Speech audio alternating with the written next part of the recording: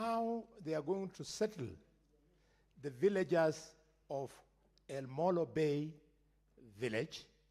And what's more, instead of taking the funds, Madam Speaker, from the recoveries they make through the housing levy and investing those monies in treasury bills, can the government, since they are unable to absorb that money, they have too much money, can they go and take this community to a safe ground? This is a community that doesn't have an MP in Kenya, it doesn't have an MCA in Turkana. We truly must speak for it. Madam Speaker, the second point is the Senator of Embu. He has raised the issue of concluded aerial geological surveys. Maybe some members might not know, at the end of this aerial geological survey, when the investors now come in, they do not go and apply for a mining license. They apply for a survey license. So they're going to stay there for the next 10 years, mining these minerals, pretending that they are doing surveys, when in fact they are making profit. And finally, on that point, Madam Speaker, the government must tell us, what are the minerals in Embu? Is it diamond? Is it gold? What is it? The old mindset where African countries have never benefited from minerals must come to an end with the new governments. I was in the House of Commons and I saw a seat 20 feet tall, pure gold, on which the Queen was sitting, small like this, and that thing is built from gold that was gotten from a Kolomani in Kakamega and from Accra. And we got nothing in exchange, Mr. Speaker. This must stop, and I'm surprised that the government today is supporting some fellow gold, Chanda Gold, to come and continue furtherance of that exploitation of the people of Kakamega in a Kolomani, Shinyanga. Next order.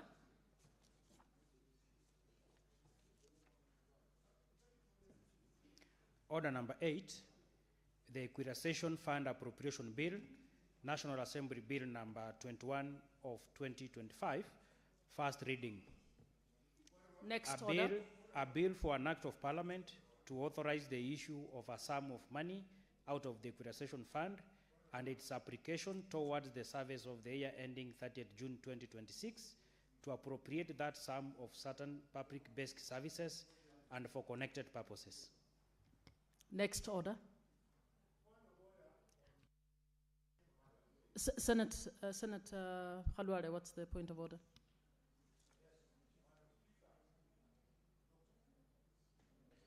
I'm rising on a constitutional issue. And now that we have taken the order on bills, the matter is in respect of the Division of Revenue Bill and the bill for the county allocation of revenue. Madam Speaker, Article 218 of the Constitution states that at least 2 months before the end of each financial year, there shall be introduced in Parliament A Division of Revenue Bill, and B, a county allocation revenue bill. Madam Speaker, going by what happened yesterday, it looks like the Division of Revenue Bill has been paused. And arising from that, Madam Speaker, for which I would like you to guide the House, arising from that, the county allocation of revenue bill, which arises from the decision on the Division of Revenue Bill, cannot be introduced before Parliament. Given that today is the last sitting, when we come from recess, Madam Speaker, we shall be remaining with only 3 sitting days before this constitutional timeline is breached. How is the office of the Speaker, the office of the House or Senate Business Committee, How do you want to navigate this so that these constitutional timelines are not beaten, and so that at the end of it, when we do it wrongly, Kenyans will go to court and find, Madam Speaker, that the constitution, not the constitution, the budget of Kenya 2026-2027 has been handled unconstitutionally by Parliament. What's more, Madam Speaker, the posting of the Division of Revenue Bill yesterday, what was the wisdom? The Division of Revenue Bill is not just about the money that goes to county governments. This House had a quarrel with governors. It had no quarrel with the national government. It had no quarrel with the money meant for equitable. Yes? I think I would want to stop you and bring your attention to order number 18. The order number 18 today is the Division of Revenue Bill. So kindly sit down, let us finish. Madam Speaker, if you allow me to finish, I don't want to be rude. If you allow me. Can you Yes. quickly finish what you're saying? Yeah. Yes, Madam Speaker. These are constitutional issues. They'll end up in court, and we look like all of us, we don't know what we are doing. I would like clarity on this matter because we had no quarrel with the Equalization Fund, which is in that bill. We had no quarrel with money due to the national government, which is in that bill. We only had a quarrel with money due to county governments. And what is more, not all governors have breached the requirement to come before the Public Accounts Committee. They have come religiously. So when you pause it and you punish everybody. Senator Halwale, I have actually brought to your attention Thank you. that the bill is scheduled as order number 18 in today's order. Senator Sifuna, what is your point of order?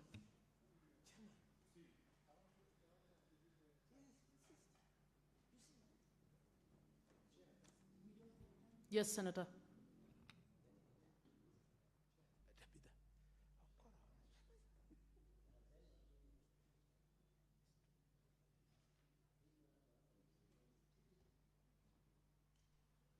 Madam Speaker, in my understanding of the decision that was taken by this House yesterday, is that we are not sending a single coin, it doesn't matter under which instrument, to these governors.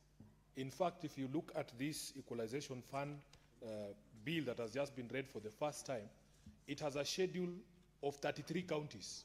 I can confirm that the 29 that precipitated this problem, including Wajir, where the chair of the Council of Governors, who is the problem in this issue, is here expected to receive, a total of 1.9 billion Kenya shillings. We are not giving the governor of Wajir money. Period. Senator So, Sifuna. Honorable Speaker, just a clarification I wanted from you is, if you are telling us that we decided yesterday to stand down the Division of Revenue, what is it doing on our order paper? We said we will not discuss that bill until these rogue governors, and in fact, Honorable Speaker, I was speaking with some of these governors, they didn't understand what the problem is. The problem, the cause of this stalemate is the governor of Wajir. In fact, Honorable Speaker, governors were coming to CPAC, and being called by the governor of Wajir, we are not going to give him 1.9 billion shillings so that he can prance around telling us that he's the one who knows about the evolution. Senator Sifuna, at order number 12, we are actually going to finalize the conversation that we had yesterday. The record must be set. Speaker, Senator Sifuna, please. let me clarify, Speaker. Let me clarify. Okay. Yesterday, and the Hansard can bear me witness, the majority leader stood to move the Division of Revenue. A decision of this House was made that we are not going to handle that matter until the chair of the Council of Governors removes that illegal directive of people or governors not appearing before the County Public Accounts Committee. So I think it is in defiance of a decision of this House for someone to purport to sneak that DORB into the order paper today. And this one must suffer the same fate until Governor Jir Senator withdraws that Senator Roba. illegal Senator directive. Sifuna, you may sit down. Senator Roba, what is your point of order?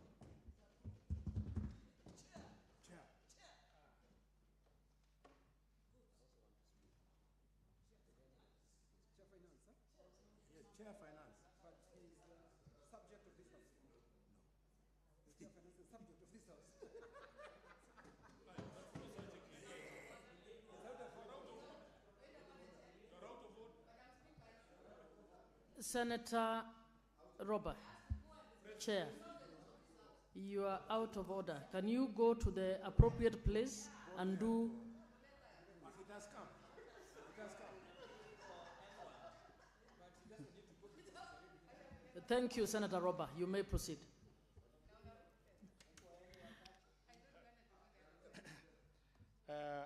Madam Chair, I have raised on an issue that Senator Kalwale has sought some constitutional requirements that is likely to pose quagmire for us ahead.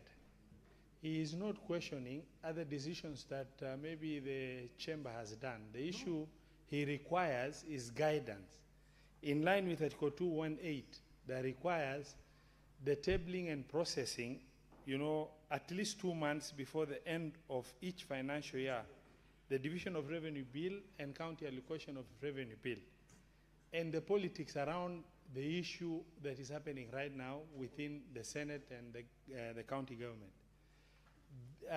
We have some challenges that need to be navigated.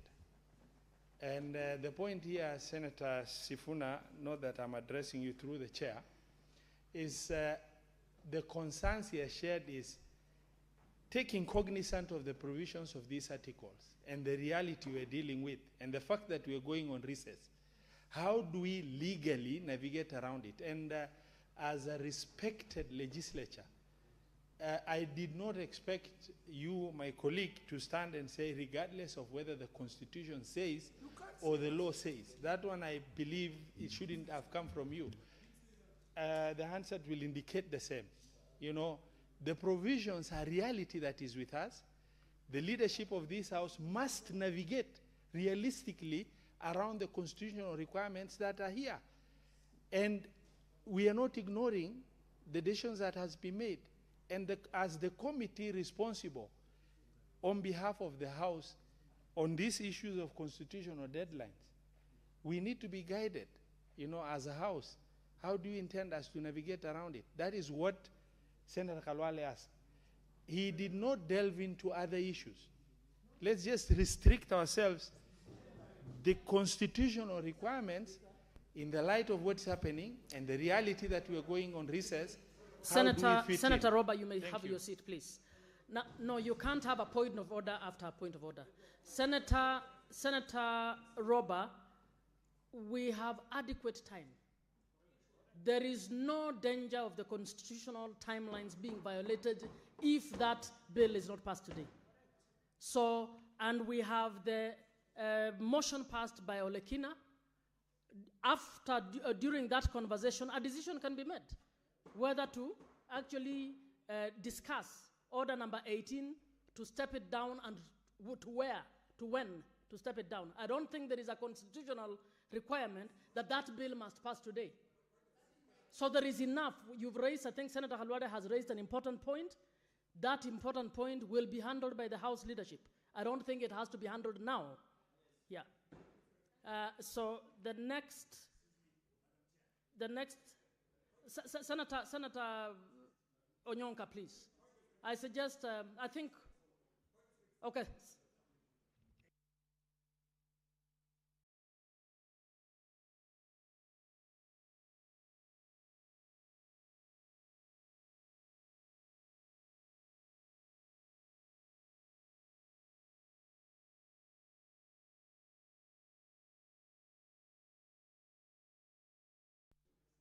Thank you. Madam Speaker, I hope that my colleagues realize that the Constitution we have is actually a cut and paste from the US Constitution. And I am hoping that they're prepared to realize that in the US Constitution, you can actually have a government shutdown if there is no negotiated agreement on what we are going to do. So I would want, because that has never happened, I think we need to start thinking about the precedent of such an exercise. Thank you, Madam Speaker. Okay, next order, please. Order number 9, the County Government's Additional Allocations Bill, Senate Bills number 8 of 2026, first reading. A bill for an act of parliament to provide for the additional allocations to county governments for the 2026-2027 financial year, the responsibilities of the national government and county governments pursuant to such allocation, and for connected purposes. Order number 10, the Artificial Intelligence Bill, Senate Bills number 4 of 2026, first reading. A bill for an act of parliament to provide for the regulation and governance of artificial intelligence in Kenya, to establish the office of the Kenya Artificial Intelligence Commissioner, and for connected purposes. Order number 11, the County Government's Amendment Bill, Senate Bills number 5.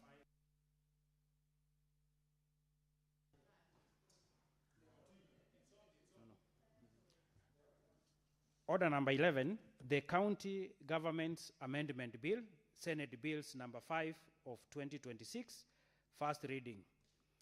A bill for an act of parliament to amend the County Governments Act to provide for compliance with the 2/3 principle and the consideration of persons living with disabilities in the appointment of county executive committee members and for connected purposes. Order number 12, motion, implementation of recommendations by select committees on county public accounts and county public investment and special funds on Auditor General reports for financial year 2024-2025, resumption of debate.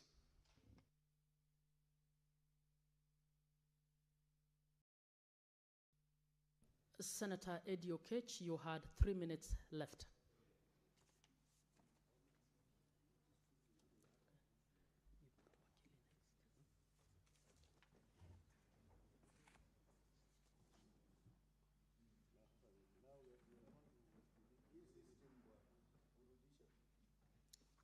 Why don't you come to the front?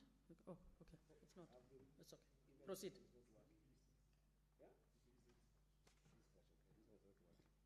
I hope my time is still.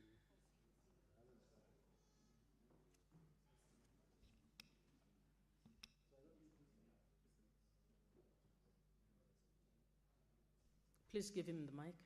You have it. Oh, now I have the mic, Madam Speaker. I want to thank you, Madam Speaker. Just to put it in context, that yesterday we were discussing the agenda of why governors don't want to come to this house and the consequences this has in terms of our mandate and our role to send money to the counties, as well as to do our role in terms of being the watchdogs for the counties. And Madam Speaker, I like the fact that all the senators that I've seen in this house, majority of us, in fact almost all of us, do not do oversight in funerals. We do not do our oversight roles in functions in the villages. We do our oversight roles professionally in this house so that our accountability does not become a witch hunt. And that is the context with which the reports that have been put in this house by all the honorable senators of this house make us more honorable than governors.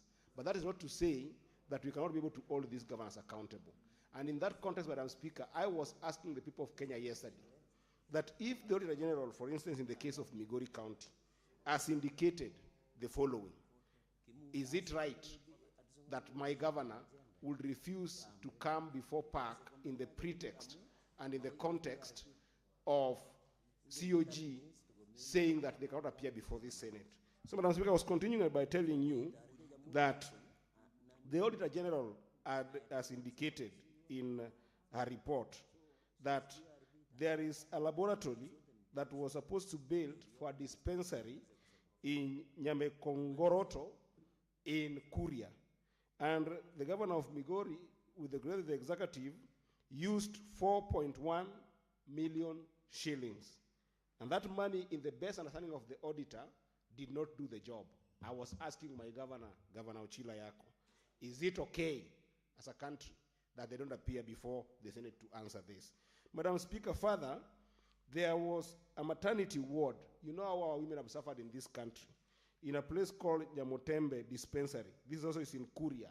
That the Auditor General report that is before you that were tabled in this house yesterday says that there was a use of 3.8 million shillings to build that particular ward.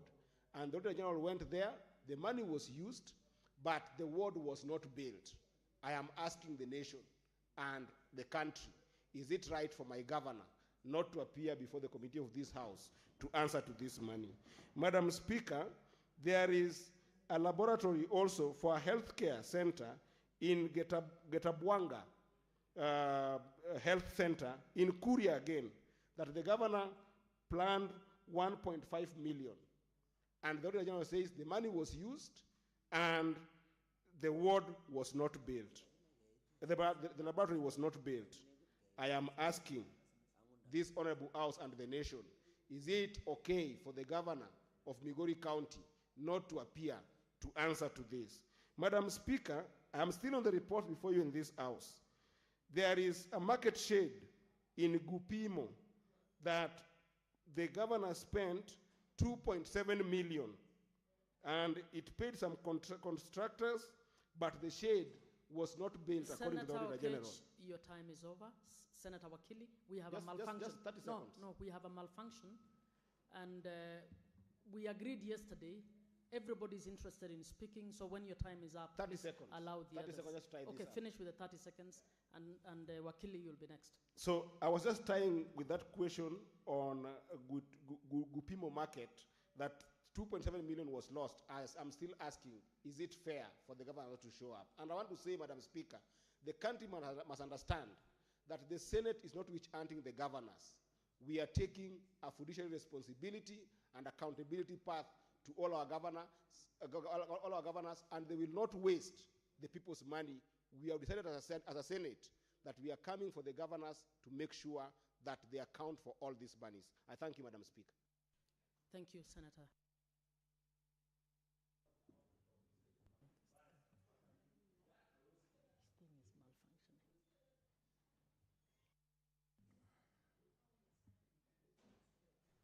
Madam Speaker, I want to thank you. We're struggling with this system.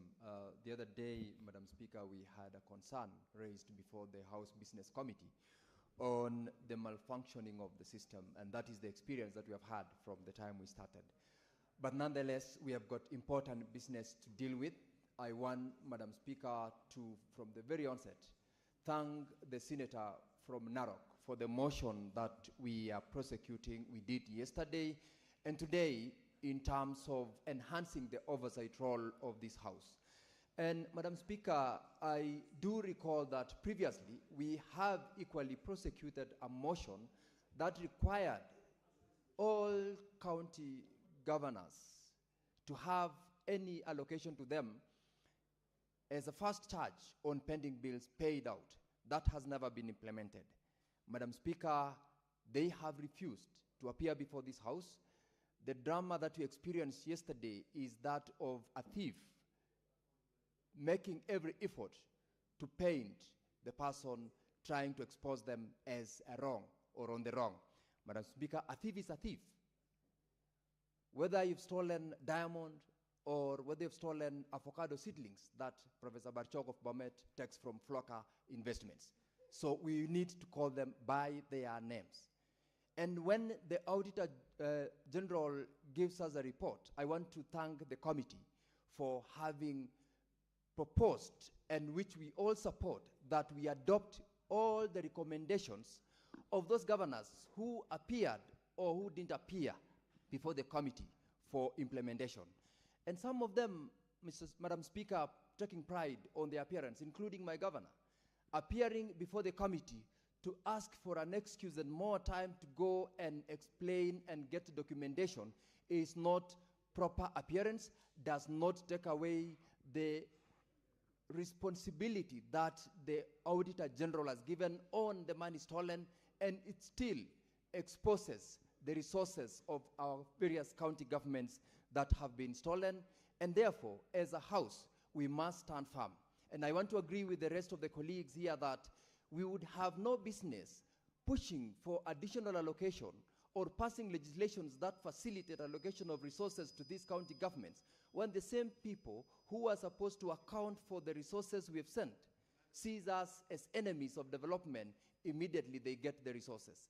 I want to agree that the resolution this motion is seeking, including the tracking of the implementation of the resolutions of the Auditor General's report, must be done, and must be done whether it's in this House or other government agencies, including the Office of the Ethics and Anti-Corruption Commission, where most of the problems that we have, in fact, is domiciled from. Madam Speaker, I am aware that my governor, who was previously charged over an amount that he claims to be very minimal, is still having a matter pending before the same institution.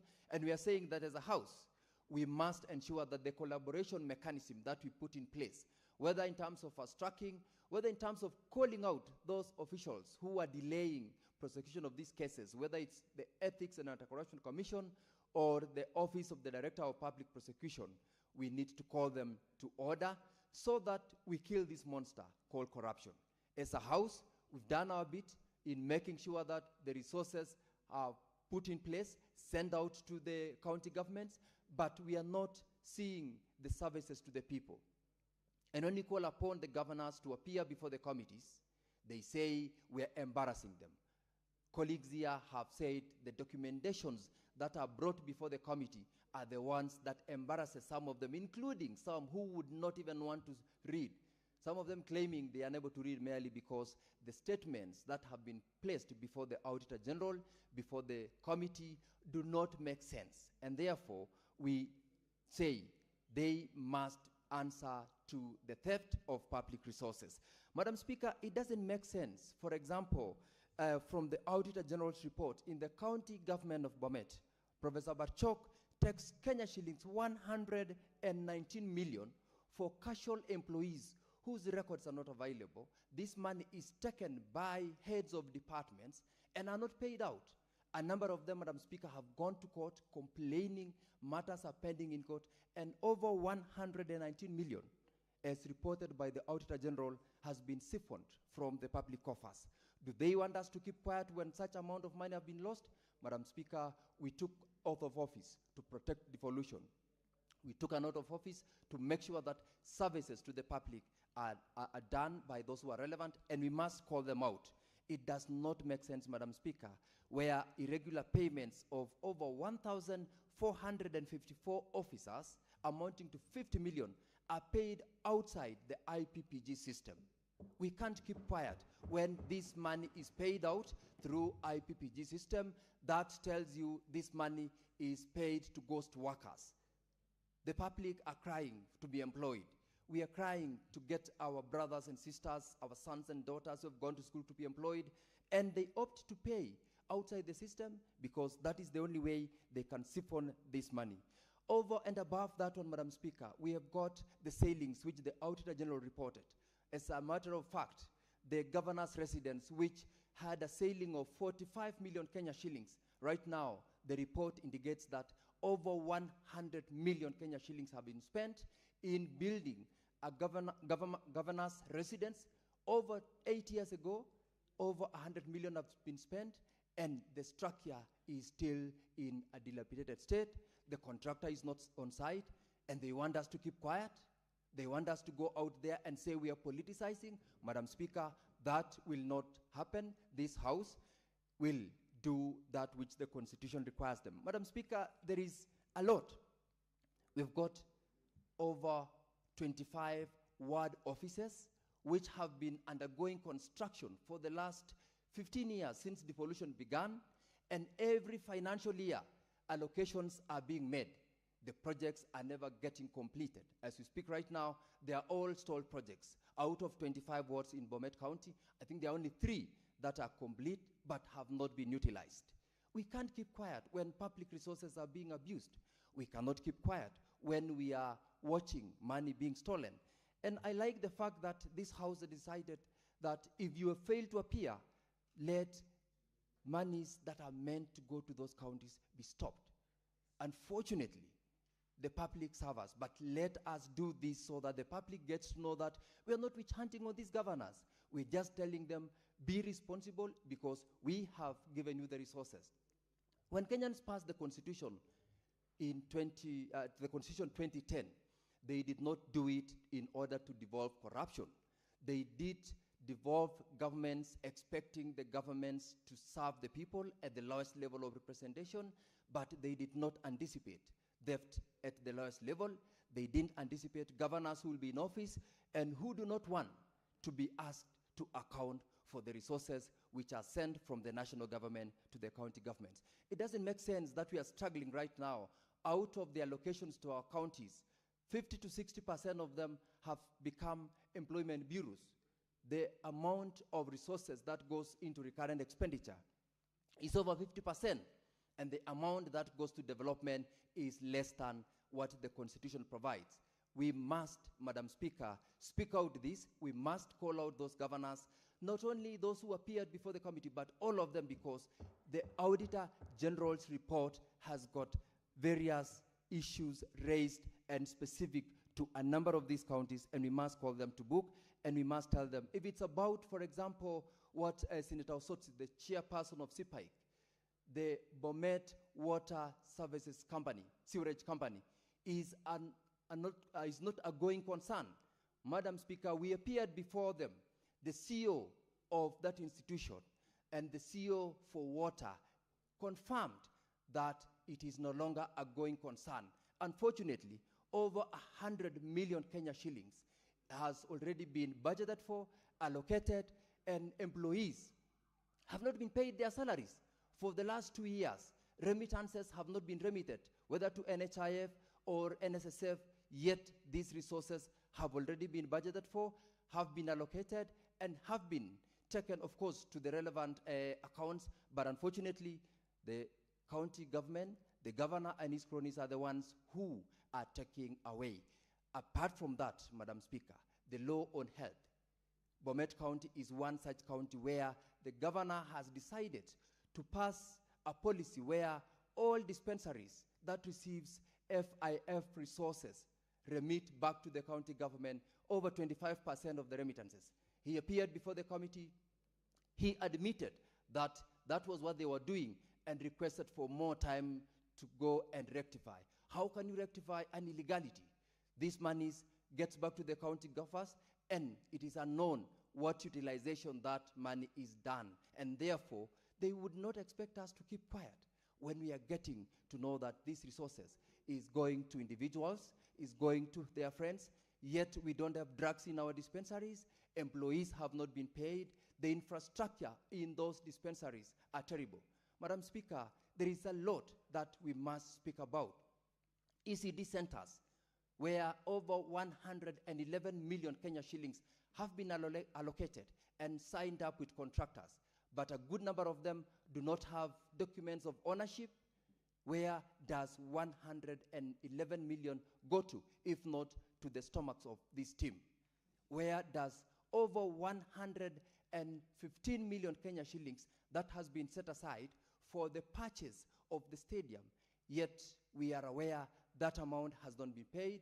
The titles have not been issued, not because of anything, but because the contract on the part of the county government has not been honored. Yes, the money, 76 million, has already been set aside, and that is captured in the Auditor General's report.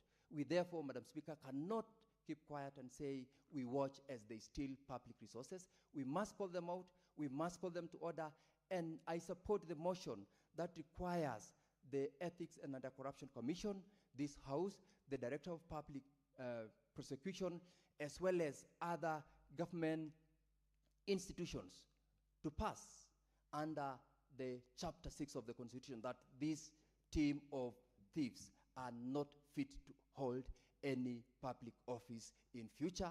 And even right now, Madam Speaker, I support and I thank the Honorable Senator Olekina, as well as the members that have come out to support this cause, because the only way we will perform our role under Article 96 to protect Constitution is to speak out. We don't have resources. We are the ones who are giving them resources. We must speak out.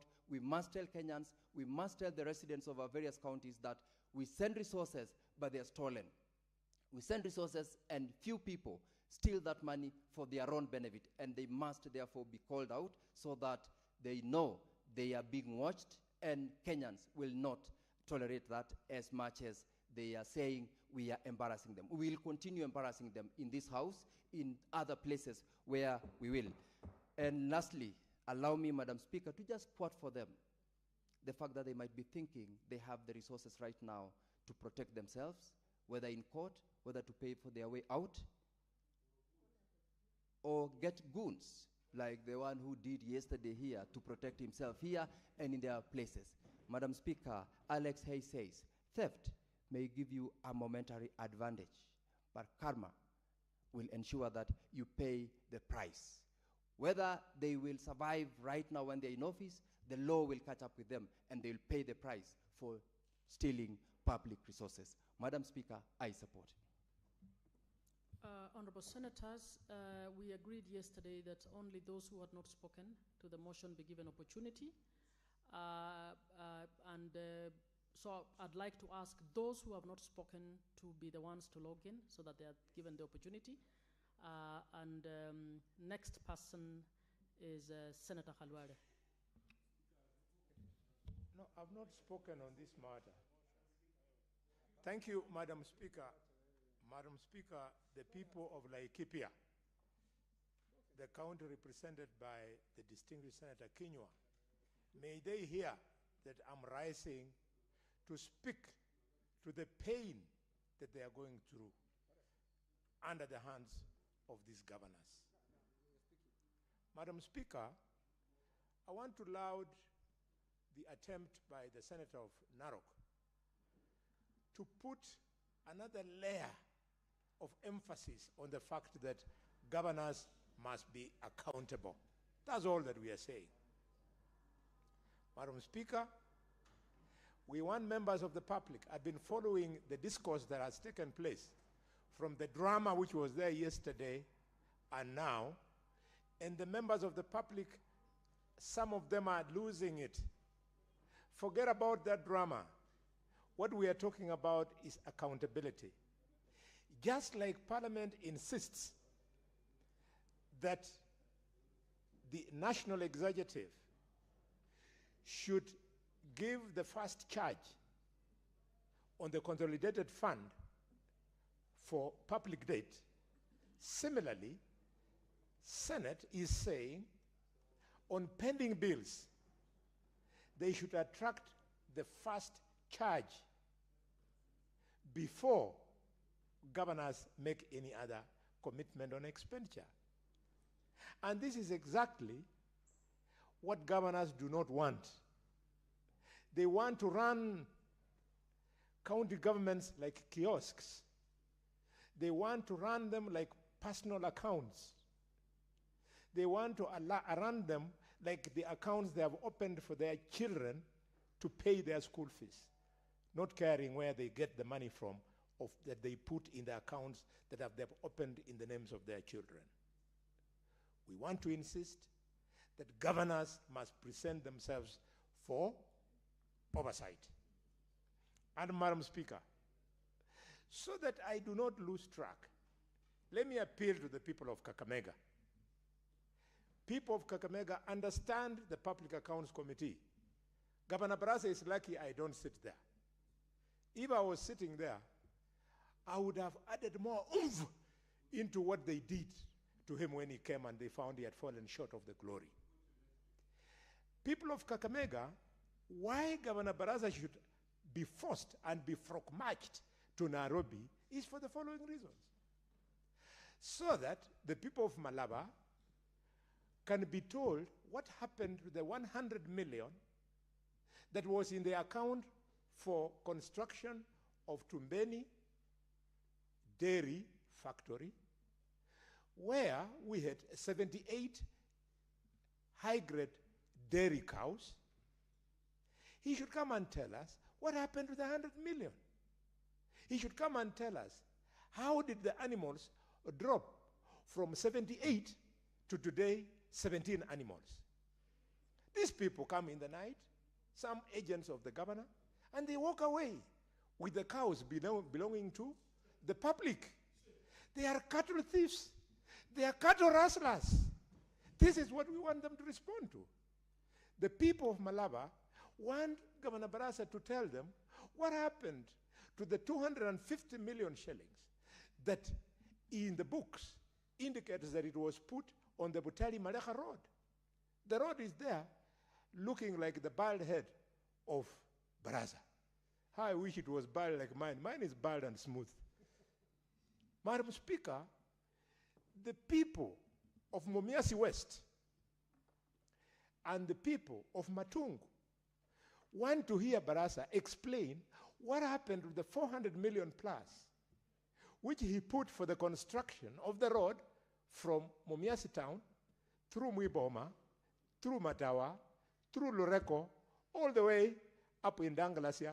They want to be told because the money has been spent in the books, the road is not there on the ground. This is what we are talking about.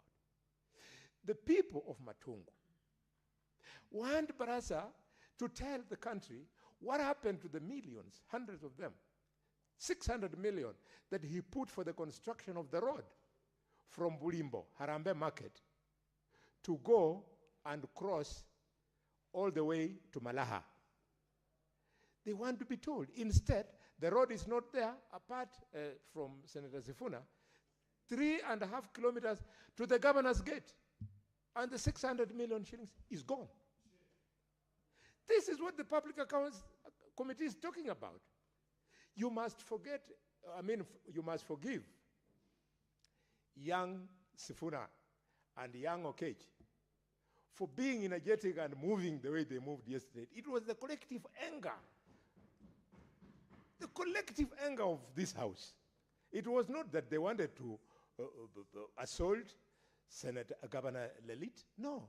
In fact, Governor Lelit has nothing for which you can assault him. I mean, what does he have apart from those vehicles which he acquired the other day after looting the county treasury? I mean, if Senator Sifuna wanted to commit a robbery with violence, he wouldn't go to Samburu. He would go to the central bank where the real money is, Madam Speaker.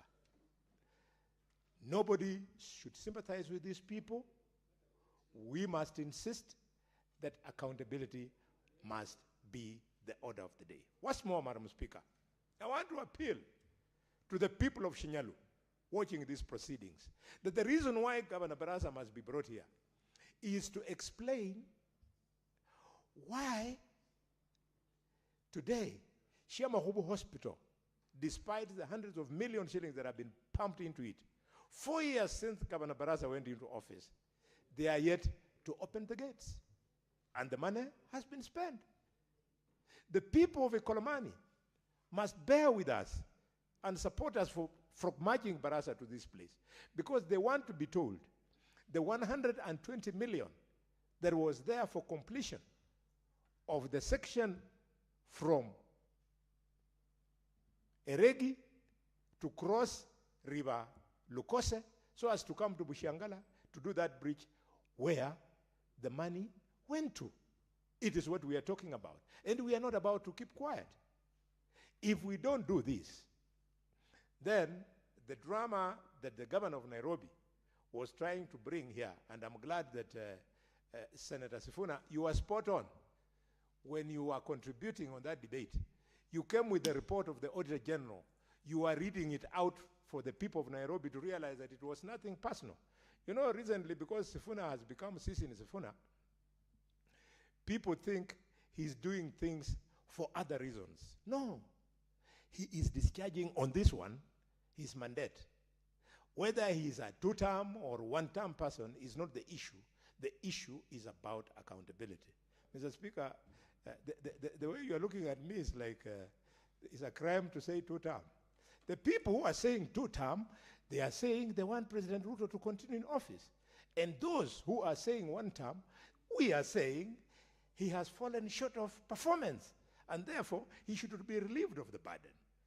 All democratic positions. So how you criminalize it and you end up tear-gassing politicians when they are articulating serious national issues like one term It beats my logic. Completely, it beats my logic. You shouldn't. Why tear gas them? Why? For what reason? In fact, when Moi arrested me as a young, dashing doctor because of my conscience, I look back and I say, probably Moi would have killed us if he was having the kind of bad and attitude. But the guy used to lock us. He locked me up. He locked Richard Onyonka. And we have lived. Yes, we have lived to say it. Why attack people? And we thought it would just be tear gas, Mr. Speaker. Now they are using bullets, and we would have thought there would be rubber bullets. They are using live rounds. And Murkomen is there, shouting, shoot to kill. Honorable Nelson Koech from Belgut is there, shouting, shoot to kill. And the president is saying, shoot in the leg. Really? Really? What country do we want to build? We refuse. And because we are experienced and senior citizens of the country, we fear nothing. We are saying that God has given us beautiful children, some of them to tell in public gallery. Senator Halwale, your time is up. The way I looked at you was to tell you that besides 2-term and 1-term, there is also long term, and there is no term. So it wasn't anything to communicate other than to tell you even half-term is existing.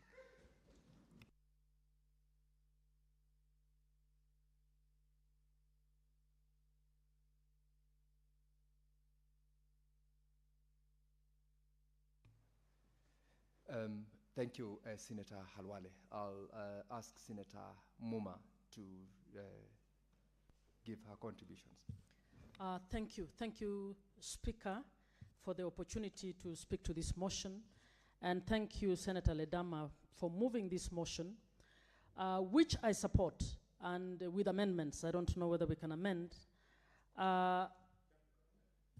Honorable Senators, this is a very important issue. Lawlessness will kill this country. The senators are angry because of lawlessness. The PAC and PIC have carried out their task in accordance with the Constitution, but the governors think this is a joke. The governors think they are so much above the law that they cannot subject themselves to what the law requires. And I think that is bad. So the key issue here is lawlessness. What are we supposed to do about lawless public servants, lawless state officers? Are we supposed to be terrified and say, now if the governors say we cannot do this, then the Senate should proceed as we earlier were told by Senator Halwale, or their constitutional timelines? I think the country will collapse if we don't pass this division of revenue. We need to start asking our questions, these questions, seriously. And that lawlessness applies to everybody, including the Senate. And it will be my wish that the Senate and the Council of Governors would be the entities that are helping this country to bring back devolution on track. I feel so sad that we are at that stage where we are speaking at each other instead of speaking with each other to try and bring back devolution on course. The reports submitted by the two committees, CPAC and CPAC, and CPIC, it's unfortunate that they were just submitted on a day and there was hardly any time to speak on it.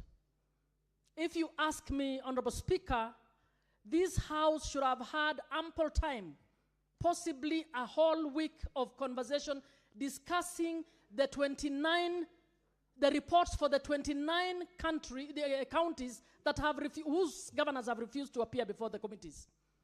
That is the only way that the citizens in those counties get to hear what is in those reports. In this time of 10 minutes, we are just speaking in anger because of how they have behaved. But there is a serious accountability issue. I find it sad, honorable senators, that county public servants are being taken for a ride. Their statutory deductions have been squandered. If you have a government that doesn't care about the very people who take care of themselves, can they take care of citizens? I think we are in a bad place as a country. That you can consciously direct that statutory deductions be deployed to other things, be squandered, is a big problem for this country. And it is something, it points to the fact that the governance has gone wrong in Kenya, and we need to do something about it. Now, the motion has proposed a number of things, and that's where I think we might want to relook and think of amendments. In paragraph 1, Senator Ledama suggests that we should resolve that PIC and PAC should track implementation of the Senate-approved recommendations and table monthly progress reports detailing the compliance status. My view is that PIC and PAC, having been the ones who have picked these issues, should not be the ones moving for implementation. It has been suggested in this House several times that an implementation committee be established, but that has not happened. I think good governance would require that we get a committee that can actually follow up on implementation. And that committee, in my view, should develop a tool that we can use to track implementation. And that implementation would not only be implementation by the county governments, it should also be implementation by the EACC, by the DCI, by the ODPP, so that there is a round table of holding every institution accountable on what they are supposed to do. That is not happening anywhere, so whoever is concerned know that they can do what they will get away with this. We need this House, 13 years after the devolution was operationalized, since 2023, this House needs to do Kenyans a favor and actually develop a clear accountability tool with indicators which can publicly be accessible to wananchi to see if this was recommended. If we have recommended that all monies required for the pensions and gratuities of workers of the county should be remitted to where they're supposed to be remitted, that should be followed up, and every month we should be able, in this House, to read publicly and say, this county is compliant, this one is not compliant.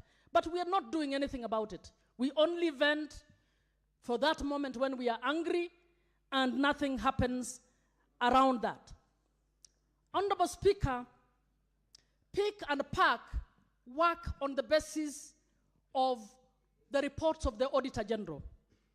And the reports of the Auditor General work on the basis of the functions that counties have elected to implement.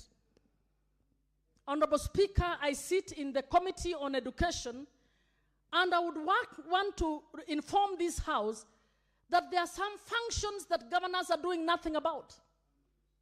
13 years into devolution, the Senate has also not come up with a tracking method to find out whether every function assigned to counties under the 4th schedule is actually being implemented. Those of you who sit in the Committee on Education will attest to the fact that we have gone to some counties and the governor doesn't seem to have a clue on what they're supposed to do about ECDE. We have found counties that have invested zero in TVCs. We have counties that don't even know the percentage of the population of learners in their counties who are not in tertiary, in national government tertiary institutions, and who are in the VTCs. The VTCs have a very small enrollment because governors prefer to assist the national government, enter into an MOU with the national government to give county funds to schools where even MPs are giving bursaries, where you have many scholarships, and they are doing nothing about the very function they have been given. So I am suggesting that accountability based on only the financial audit of where the governors have deployed the monies is not full accountability. We need to come up with tools that can actually tell the residents of Vihiga, the residents of Tana River, that your governor or your government has been implementing these functions, has been doing nothing about this function. I think that is what we were established to do.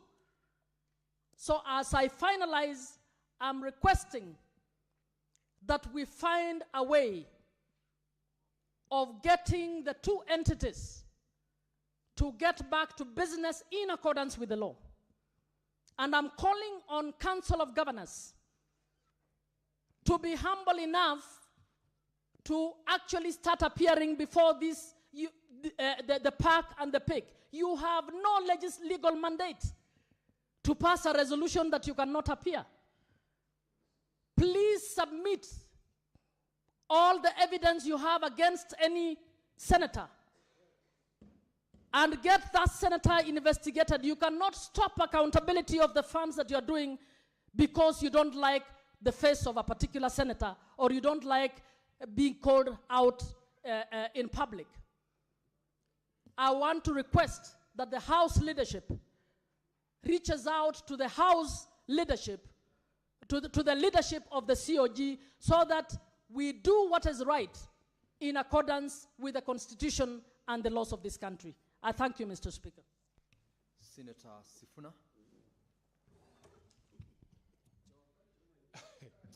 You know, Senator Muma, as part of the leadership of this House, I think I needed to remind you that this House has already written to the COG on how this matter can be resolved.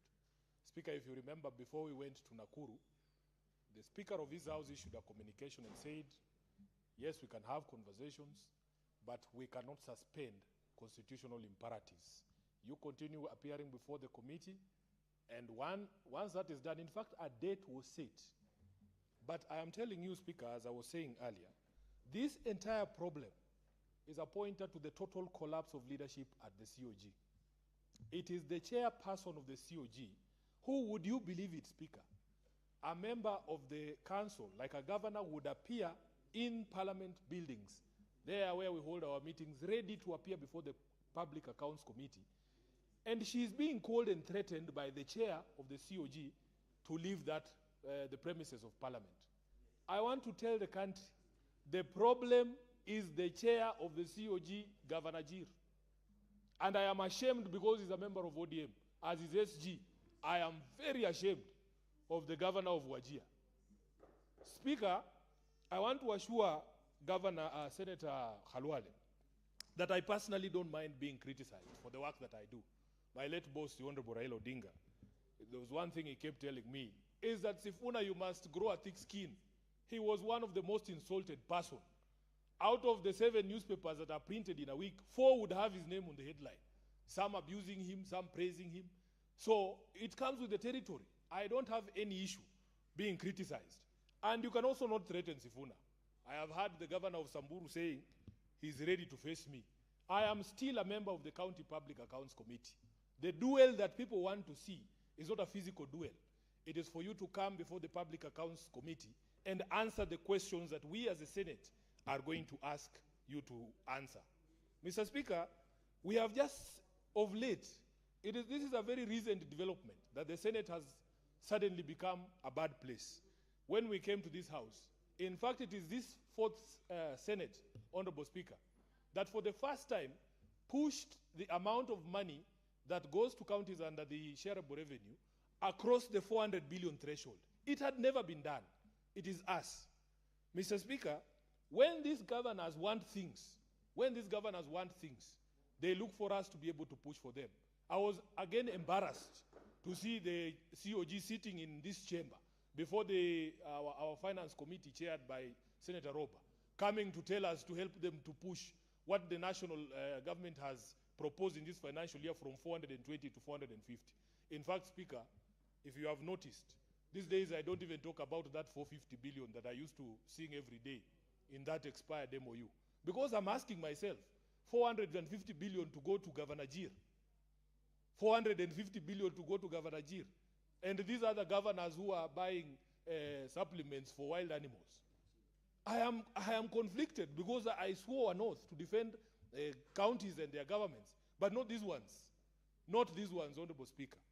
When they had a problem with RMLF and the National Assembly was refusing to release money for roads, they came to Sifuna. They came to this house. They came to the Senate. We were fighting for them. In fact, it is them who ran away. In fact, these governors, I am telling you, Speaker, there is a total collapse of leadership of the COG. They will come here when they have problems.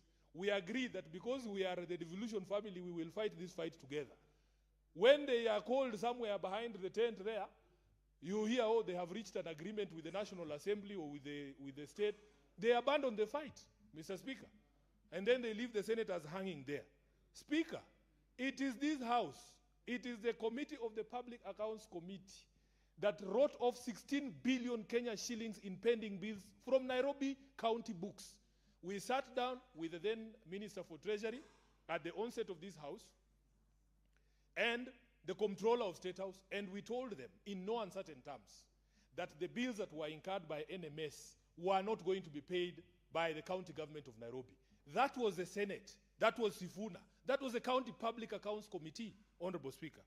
They came to us crying that because of late exchequer releases, when they delay in paying VAT and not VAT, payee remittances to KRA, there are penalties that are imposed on that late remittance. It was this committee called County Public Accounts Committee. It was Sifuna. It was this Senate that sat down with the Ministry of Finance or the Treasury, and we agreed that because the problem is not originating from the county side, that because late exchequer releases are a reality, you cannot delay giving us money, then when I delay remitting payee for my employees, you add a penalty on top. It was this house that they are now demonizing. Honorable Speaker, it is this house that they are demonizing that ensured that we passed a law here for financial autonomy for the assemblies, because the governors were running circles around the assemblies with the famous Form C, Honorable Speaker. So we have done a lot of things. Speaker,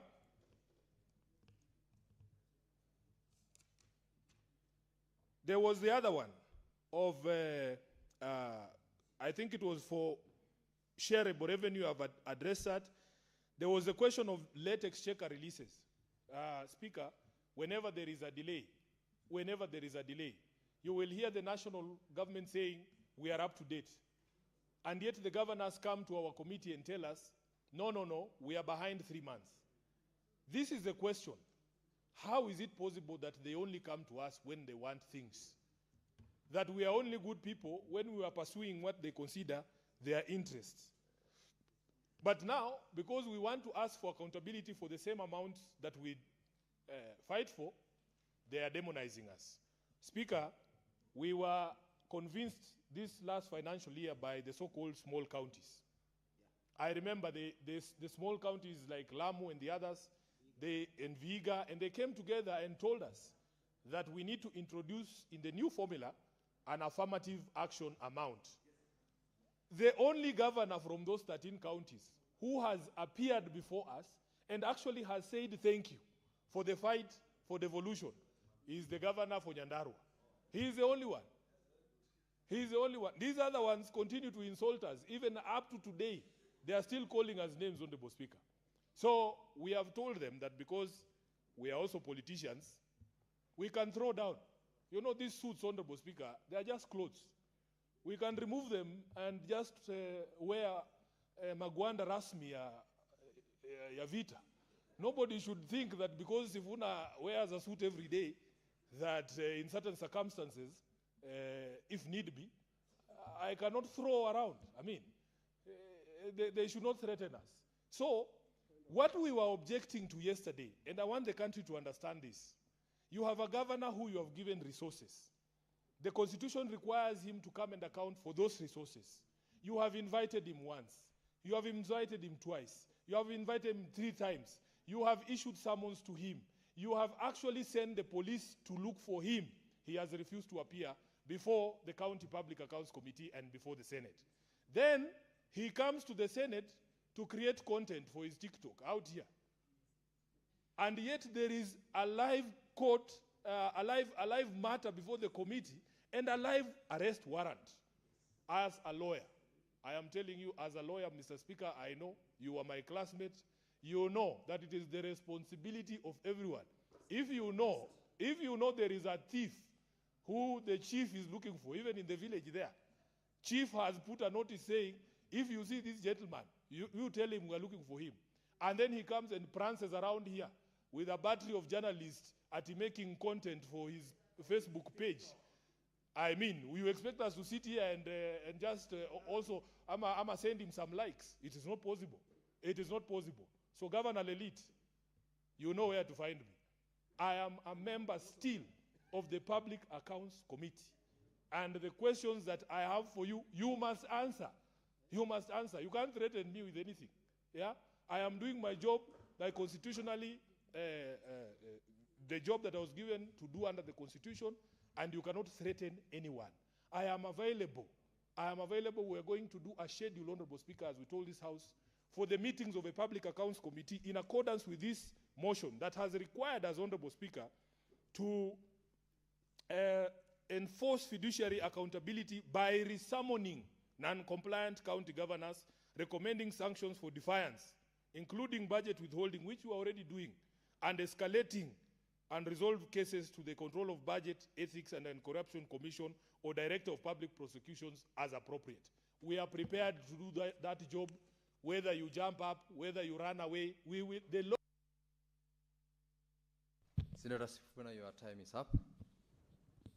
Honorable Senators, before I allow more members to continue with their contribution to the motion, I have got communication to make on visiting delegation from the Kenyatta University. Senator Olekina, take the nearest seat.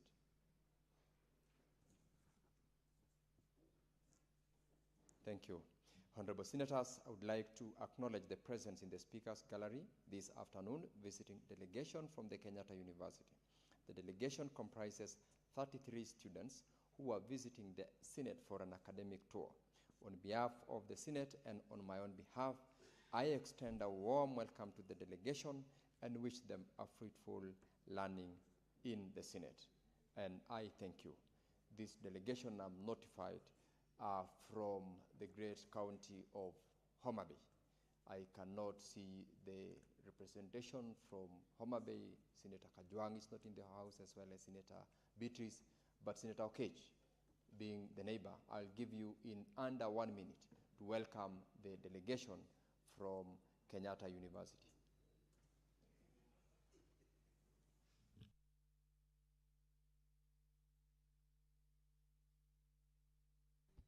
Mr. Speaker, I want to thank you for giving me this opportunity. It actually gives me a lot of delight to see these wonderful young people, or younger people for this matter, given that I've been given this opportunity, coming to this house. Mr. Speaker, you know, during the study days, many people really struggles in different schools, you know, waking up in the morning in what we used to call preps, and be able to study to the extent of making it to the university. You deserve a serious congratulations. But even more importantly, to get even time to come to this house to learn from these wonderful senators what we do to be able to contribute to the nation is even more beautiful. You have come here when we're discussing a very serious matter on the integrity of our governors, on the issue of accountability. And I think that as a country, if there's a generation that has given us hope more than even ourselves, is your generation. Because your generation is the generation that stood up against any issues of accountability of this country. And you said that your desire for this country is just to see a country that has got a sense of good governance. So you have found us when you're discussing a serious matter where governors don't want to account to the people of Kenya on the money that they are using. If there's anything you want to learn from this place, is that the voices that you have been putting outside there, demanding and clamoring for justice and accountability, you have now seen them practically here. This means that even for you, sky is not even the limit. I'm seeing among yourselves senators of the future here. I'm seeing among yourselves president of the future. I'm seeing ministers. And I'm even seeing global business leaders among yourselves. My advice to you is work hard and never arrive.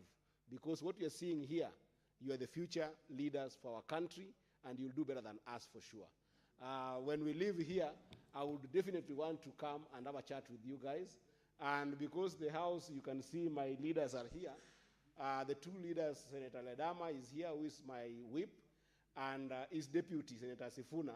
I would ask that they come also and greet you in a special way that we do in this House, that sometimes I don't have the powers to untie their shoes. They have got better ways of greeting you than myself. So when you leave, I'll make sure that I come with the two of them to say hi to you.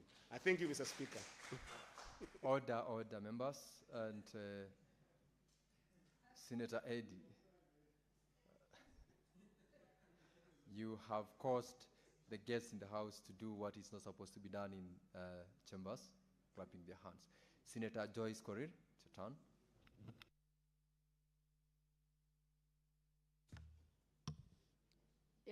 Thank you very much, Honorable Speaker, for giving me this chance also to contribute and support the report that has been brought forward by the Committee on CPAC, led by Honorable Ledama, a good neighbor of mine. Honorable Speaker, before I comment on this, allow me to first thank the committees of this House for the work that they are doing. And Honorable Speaker, I just want to commend them for the role that they are playing in terms of oversight, Honorable Speaker, as enshrined in the Constitution, Honorable Speaker. Honorable Speaker, I have seen a lot of fights in the social media and even within this House. I just want to remind the Kenyans that, Honorable Speaker, the Committee on CPAC operates with other relevant oversight bodies, including the Controller of Budget, including the Auditor General, who gives us these reports. Honorable Speaker, once the honorable members fight for the resources to go to the county governments, it is the duty of this House to make sure that the monies that have been sent to the county governments are prudently used. The issues that are in the floor of the House and even within the social media right now, Honorable Speaker, are issues that the members of the public should know, because the Senate is the consumer of the Auditor General's report. They speak based on the facts that have been collected at the grassroots level. Remember, Honorable Speaker, these resources goes to the grassroots. The projects that have been collected, the CIDB that was made by the residents of these counties. And after the CIDB has been made, they come now and do the annual budget. That is where these resources are budgeted for. As we speak now, Honorable Speaker, it is within our fingertips that these resources were supposed to do 1, 2, 3 things that members have raised in this House, which others have raised the figures in terms of purchases, others have misused in terms of appropriation, others have done things, Honorable Speaker, that they need answers. We need answers as a House, because at the end of the day, the governors fight day in, day out, to make sure that there is increment in terms of revenues that are being given, or the share that is given by the national government to the county governments, Honorable Speaker.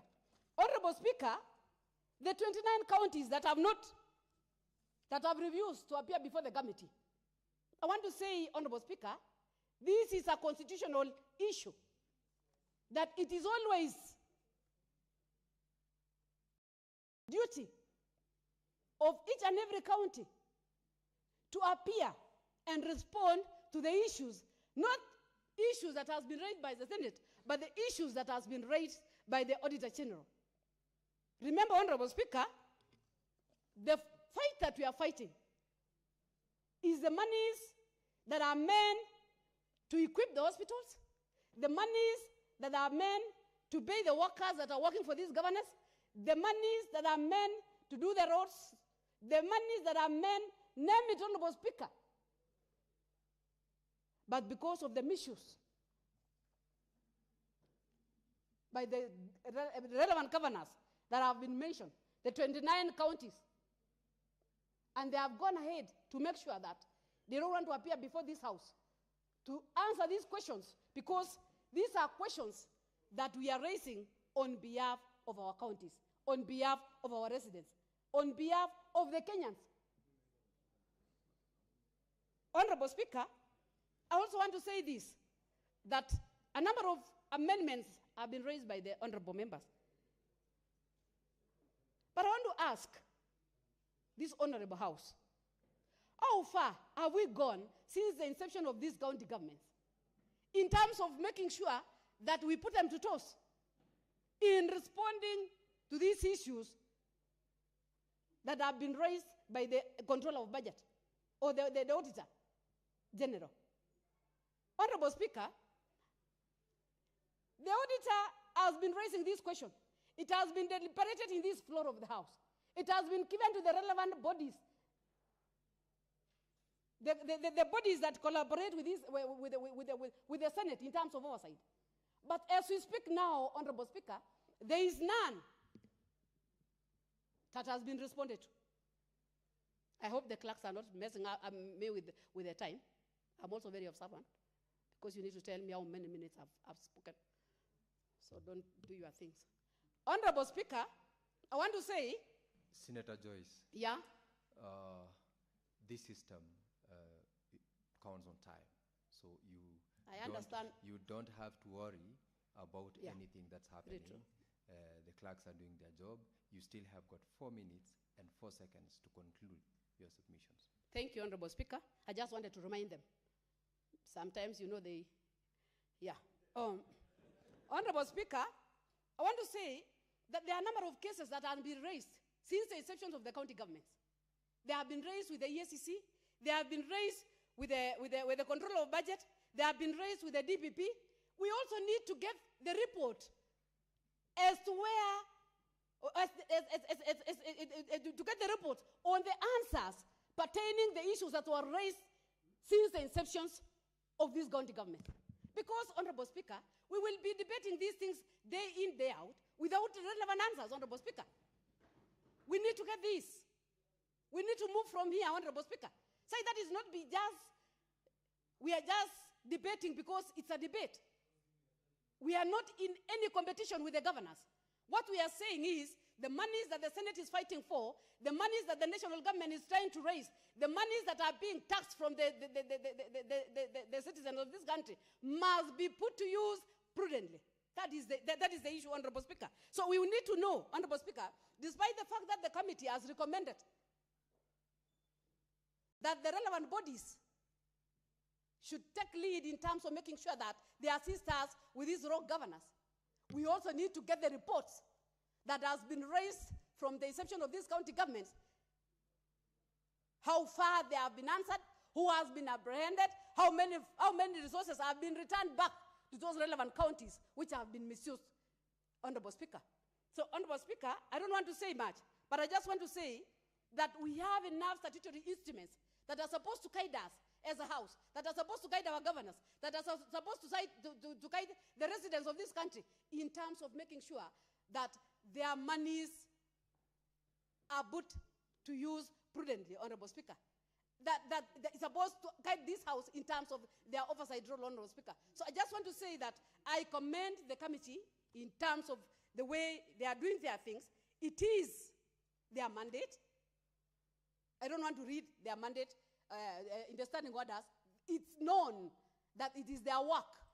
It is the work of this committee to make sure that the report of the Auditor General is implemented to the letter in terms of making sure that they give answers as to why a number of projects are exaggerated, a number of projects are white elephant within the villages, a number of projects cannot be accounted for, Honorable Speaker. So I just want to support the committee and to say that job well done, continue doing your work. That is the work of this House. We are always there to stand with you, and we want to say that the governors must give an answer to this House on the issues of the resources that we are giving them. Thank you, Honorable Speaker. How you see, Senator Joyce Koridi, you're just worried. You did not fully utilize your minutes. And I will donate that to Senator Onyonka, whom I'm giving the opportunity to speak to this motion right away.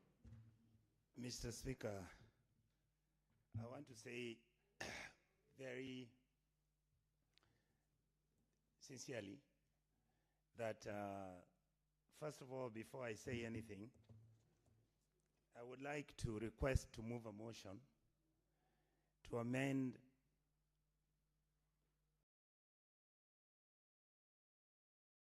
certain words within the motion that Honorable Ekina had laid on the table. Therefore, Mr. Speaker, I request to move the motion to be amended by deleting the word select committees on CPAC and CPI, deleting the word select committees on CPAC and CPI and SF immediately, quote unquote, appearing in paragraph 5 of the motion, and substituting with the words to establish an ad hoc committee comprising of 15 senators, quote, close the quote, blah, blah.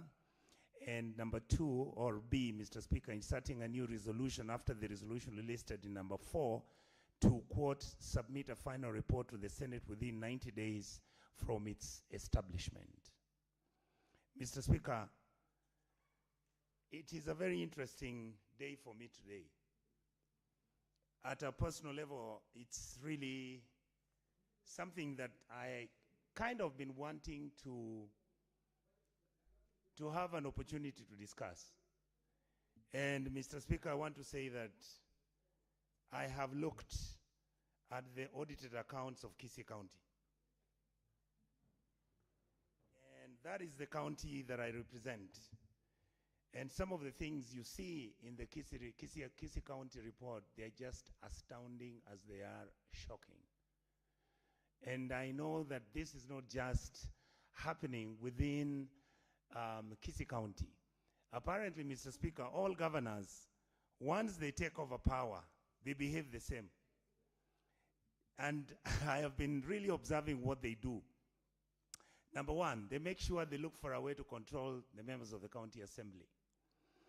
Number 2, they then immediately after they have taken over, come up and they want to change everything about the personnel that was working for that county when the governor who was there before them was there.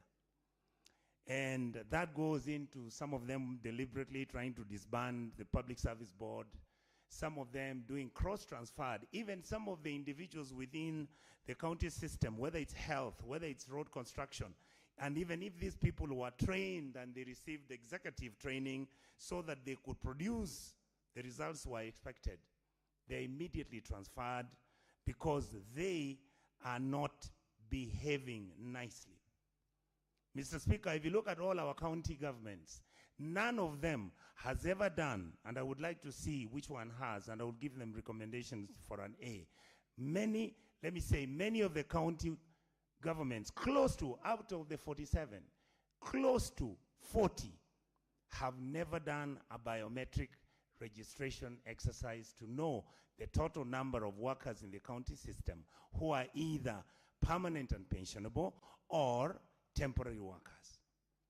And some of these, Mr. Speaker, the reason why, and I want to tell my colleagues here, is because many of our colleagues, the governors who are saying how this house is useless and in fact we have no business talking to them, are the ones who have been keeping those lists where they are having the lists manual and they are paying a wage bill of about 40 to 50 million a month. That money is what is the cash cow and is the kitty that is supposed to be utilized to do politics.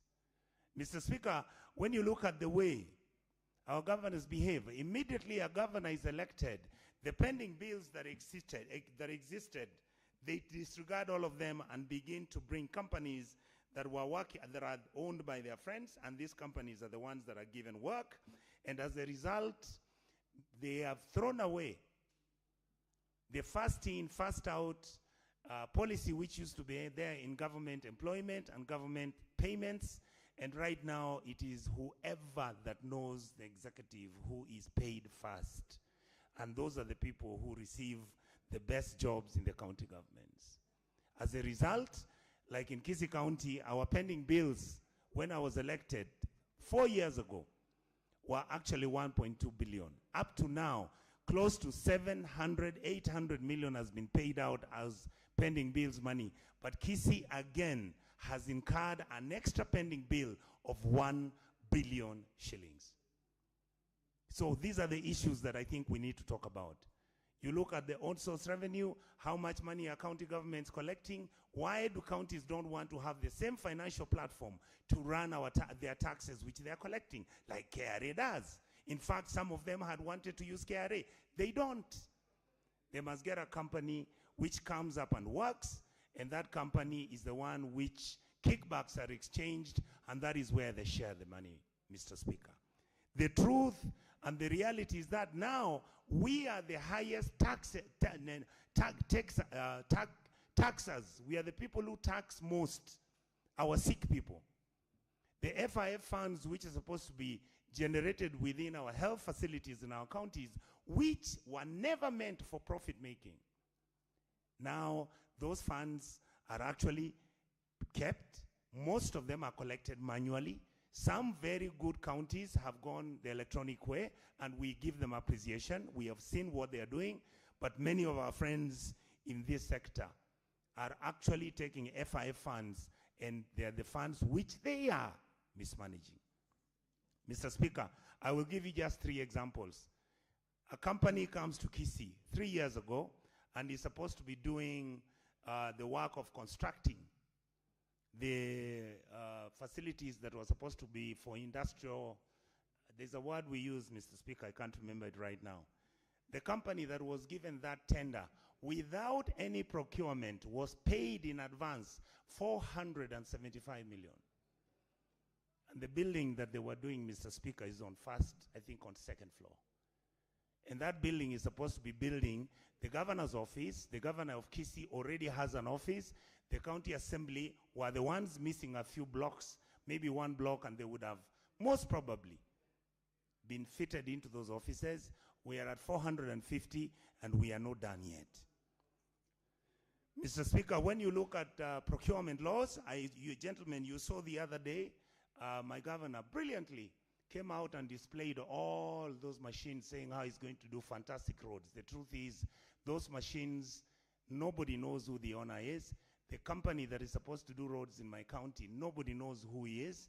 The employees who are supposed to work, nobody knows whether they're private or they're going to be workers of the county government. And as we speak, nobody has seen a single discussion, a single agreement, seen what the county government and this PPP outfit signed. And the truth, when you listen to all the contractors and people who are the stakeholders, no public hearings were discussed for people to be asked whether the county government was to go and buy machinery and equipment worth 1 billion shillings. And yet, Mr. Speaker, the amount of money that was in the budget to purchase those machines was 200 million, which means Kisii County again has now created another pending bill. Then you come where lawyers are having cases, and those cases are won by the litigants, and the county government doesn't go for appeal, and their fees increase from 2.1 million to 7.9 million because the county refused not to pay the litigants, and as a result, there are 3-4 cases like that. And you look at the whole audit report, 375 million, which cannot be accounted completely on money used for fueling machines and equipment of the county government. There is a section where we are also discussing about 48 million, which has been used for fuel and lubricants If you look at the total number of vehicles that the county government has got, fuel and lubricants, if members of this office, this house, could sit down and calculate what 48 million can buy in fuel in a year, so that we are able to know how many vehicles you need to have, which kilometers you do and all that, you'll find this is one of the biggest scams on how money is pilfered from the CRF, as if vehicles are being run and as if we are going to fuel all these vehicles which the governor is running from. Of course, some governors think they're president, so they are running around and going to functions and rallies. Finally, Mr. Speaker, what do we do? Suggestions. I know many of us are always criticized that we never give solutions. We need to get out of this building and go and visit these counties, because the dirt and the stuff going on, we must be able to visit. We must make sure that we give master and clout to the EACC, if it means we create an independent arm that is going to monitor and audit and look at the criminality going on with all our counties. We can do that. The systems must be made stronger. We must create a higher standard of public good, where people who are leaders are able to carry themselves with decency, and we must strengthen Chapter 6. I have not discussed the minerals and how some governors are selling minerals from their county governments. I have not discussed how in Kisii, Tabaka Soapstone, my governor picks up a Chinese company and gives them the picking out of all the soapstone, the only stone like that in the world, and they take it away. And yet the president, and when we were discussing this 2 years ago, we said Kisii needed to have a factory because the soapstone is a very unique stone globally. We are, I think, 1 or 2 other countries that have that stone.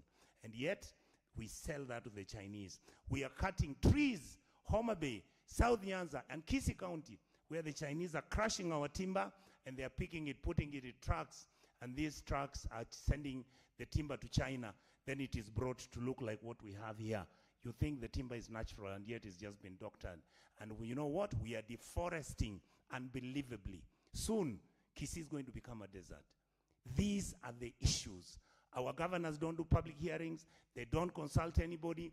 They don't ask anybody, even when they're doing anything. When we begin to talk about oversight, they say we are extorting them. They say we are petty. They say we want their money. And we have been telling them we no longer admire money that is stolen, that is supposed to make us happy. What we want to be proud bequeathers of Kenya's history, so that when devolution is high, is rated, is evaluated, and for the last 15 years, what is it that we have done that has changed the lives of our people? That is why our youth are getting angry with us, because they believe all of us are thieves, and all of us basically steal their futures. Mr. Speaker, I want to beg to this House, this is the best opportunity we have to sort out the mess we have created. Let us look at the structures. Let us look at the consolidated fund. Let us look at the CRF fund, how it's being handled. Let us look at the IFMI system. Let us make sure the e-payment system, if that is what it requires for us to straighten the financials, so be it. You find governors who are not giving the statutory payments. My county, Kisii, cannot pay KRA 36 million. 36 million. You have people who are supposed to be given gratuity. They are not being paid. And it's not just Kisii only. It is this republic. Can you imagine we who work in this house going home after we have finished our 1, 2, 3 terms, and you are told that Parliament cannot pay your gratuity? How would you feel? Money that was picked from NHHF, NHIF, NSSF, all those deductions were picked by the governor. And some You now may need to move your motion to amend in 15 seconds. I'll give you 30 seconds so that you conclude and move.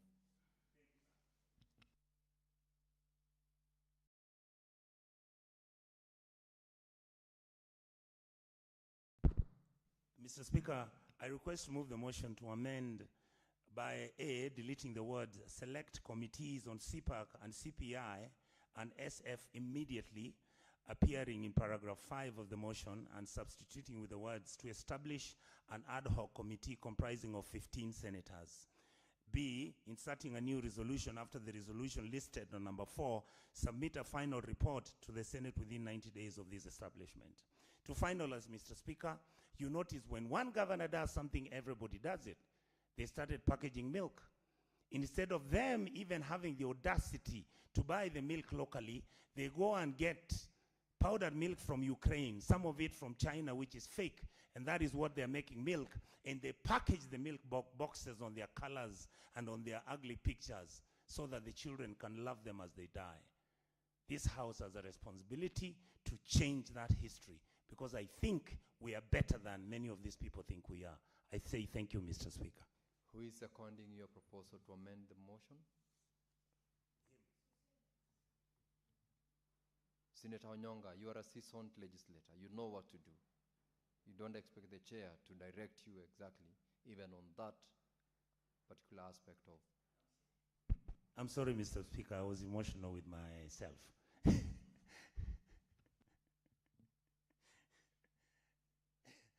apologize. Accepted. Thank you.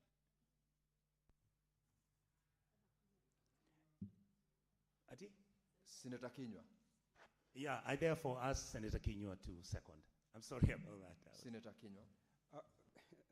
Asante, Bwana Spika. Naunga mkono marekebisho ya mswada kama yalivyopendekezwa na Senator wa Kisii, Senator Richard Onyonka. Bwana Spika, kuanzia mwanzo nataka kusema ya kwamba hatupaswi kurudi nyuma sisi kama seneti baada ya sisi kupitisha jambo. Jana, Bwana Spika, tulipitisha ya kwamba tutashughulikia mswada yoyote ambayo utakuwa ukipeleka hela katika gatuzi zetu. Bwana Spika, lakini nimesikia kwa muda mchache uliopita Seneta wa Kakamega Boni Harwale na Seneta wa Mandera Ali Roba wakijaribu kusema ya kwamba kuna sheria ambazo tutakuwa tumezivunja. Bwana Spika, nataka kusema la, kwa sababu tukipitisha jambo lolote hapa tunapaswa kulifuatilia, kwa sababu hilo ndio jambo la manufaa kwetu. Bwana Spika, kwanza nipongeze kamati ambayo imeshughulikia na kuleta ripoti hapa, na vile vile nimpongeze Senator wa Narok kwa mswada alioleta, hata ijapokuwa marekebisho tayari yamewekwa. Bwana Spika, katika kaunti ya Laikipia, hela ambazo zinapaswa kuwa zikileta maendeleo, Bwana Spika, ni chache mno. Hela nyingi, 55% ya hela ambazo zinaenda Laikipia, Bwana Spika, zinatumika kwa kulipa mishahara. Bwana Spika, hii ni kinyume na katiba yetu, kwa sababu inasema hela ambazo zinapaswa kutumika katika mishahara ni 35%. Bwana Spika, gatuzi ya Laikipia imekuwa ni kama ofisi ya malipo ya mishahara. Kwa hivyo unapata mambo mengi hayatendeki Laikipia, Bwana Spika. Ukiangalia na magavana wanapaswa wawajibike, Bwana Spika, kwa sababu ukiangalia kama ni wanafunzi wa shule za chekechea, Bwana Spika, wale wanafunzi, zile shule ambazo wako nazo, majengo yako katika hali duni, Bwana Spika, kwa sababu bajeti iliyoko katika masomo ya chekechea ni kiwango cha chini sana, Bwana Spika.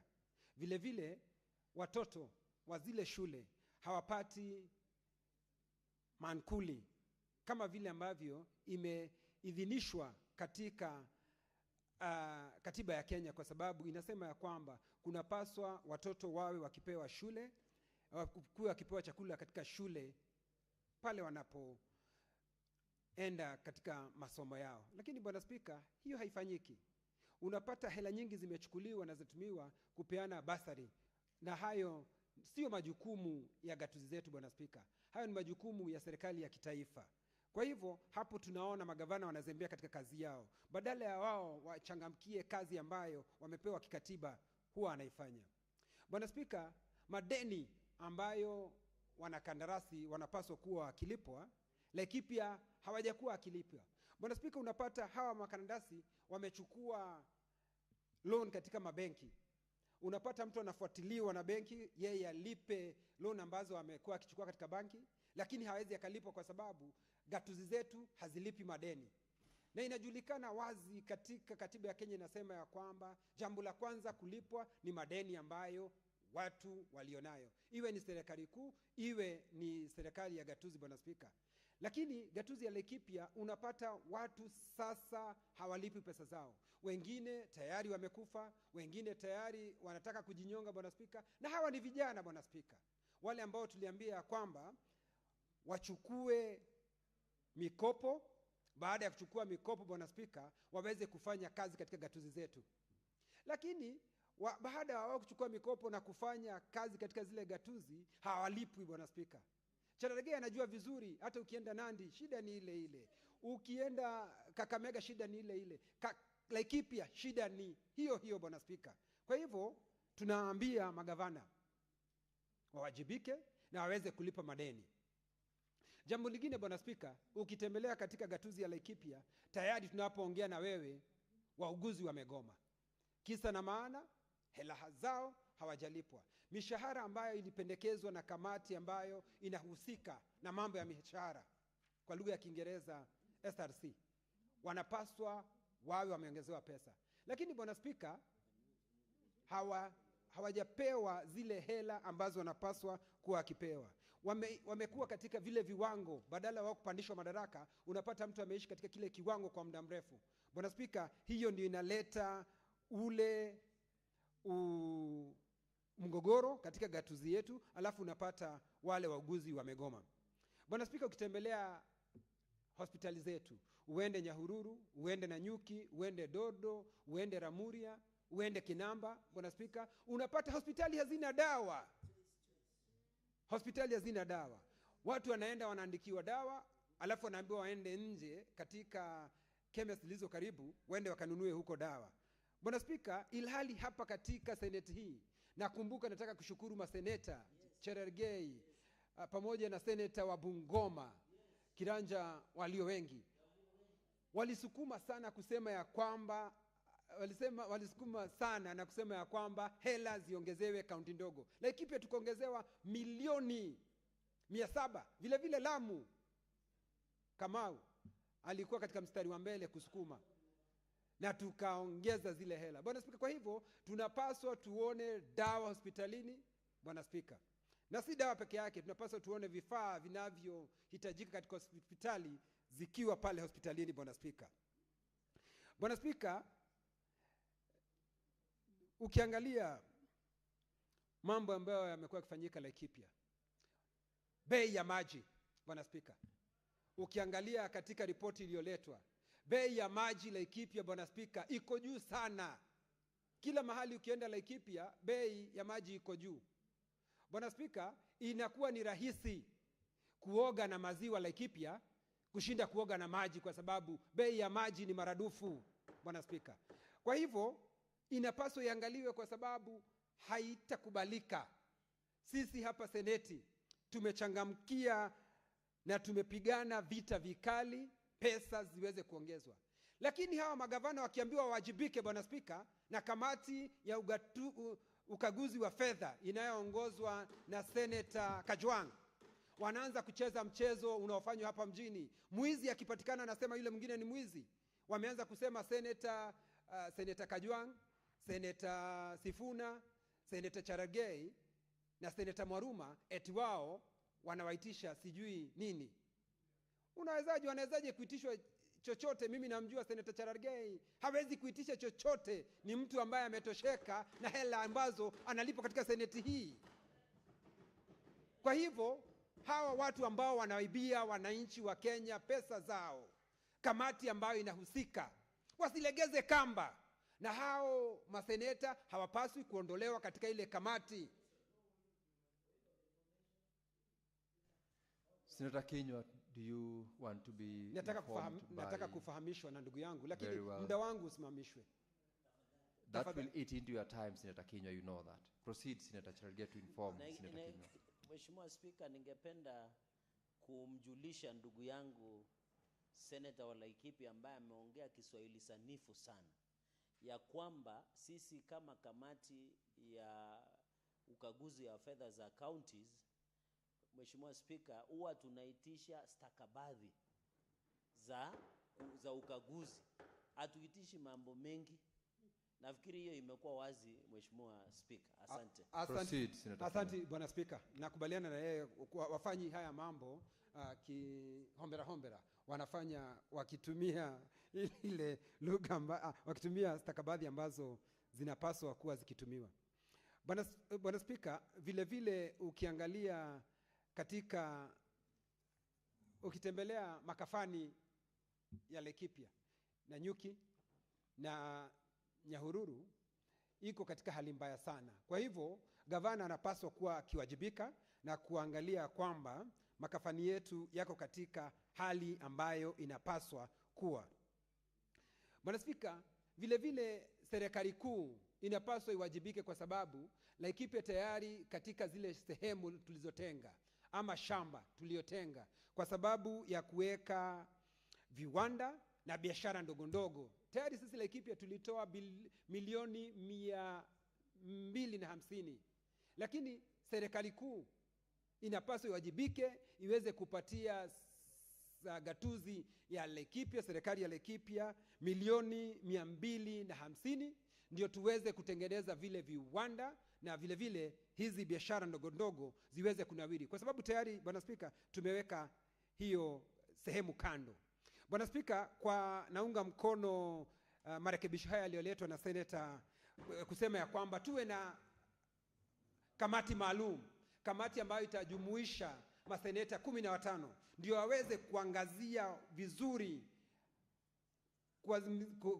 kutekelezwa kwa haya mapendekezo ambayo yamependekezwa na hizi kamati, Bwana Spika. Kwa hivyo mimi naunga mkono mswada na marekebisho haya yaliyoletwa, kwa sababu Bwana Spika, itajulikana ya kwamba kamati ambazo zimeshughulikia haya mambo itakuwa ni vigumu tena kwa sana kuweza kufuatilia kutekeleza kwa yale mapendekezo ambayo yameletwa. Kwa hivyo hii kamati ya maseneta 15 nataka kuambia kwamba hata wao watajipata katika hali hiyo hiyo maseneta akina Seneta Sifuna, akina Seneta Cherargei waliojipata, ikiwa Senator Kinyo, your time is up. You've seconded.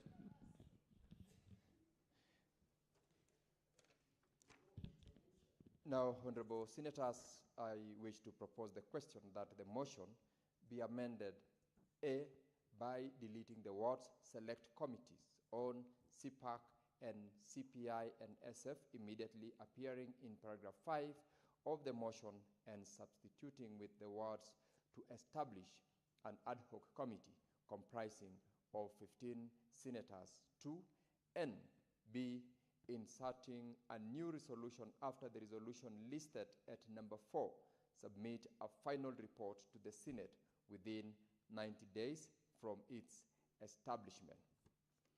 Now, Honorable Senators, you will appreciate that this is a motion which was moved.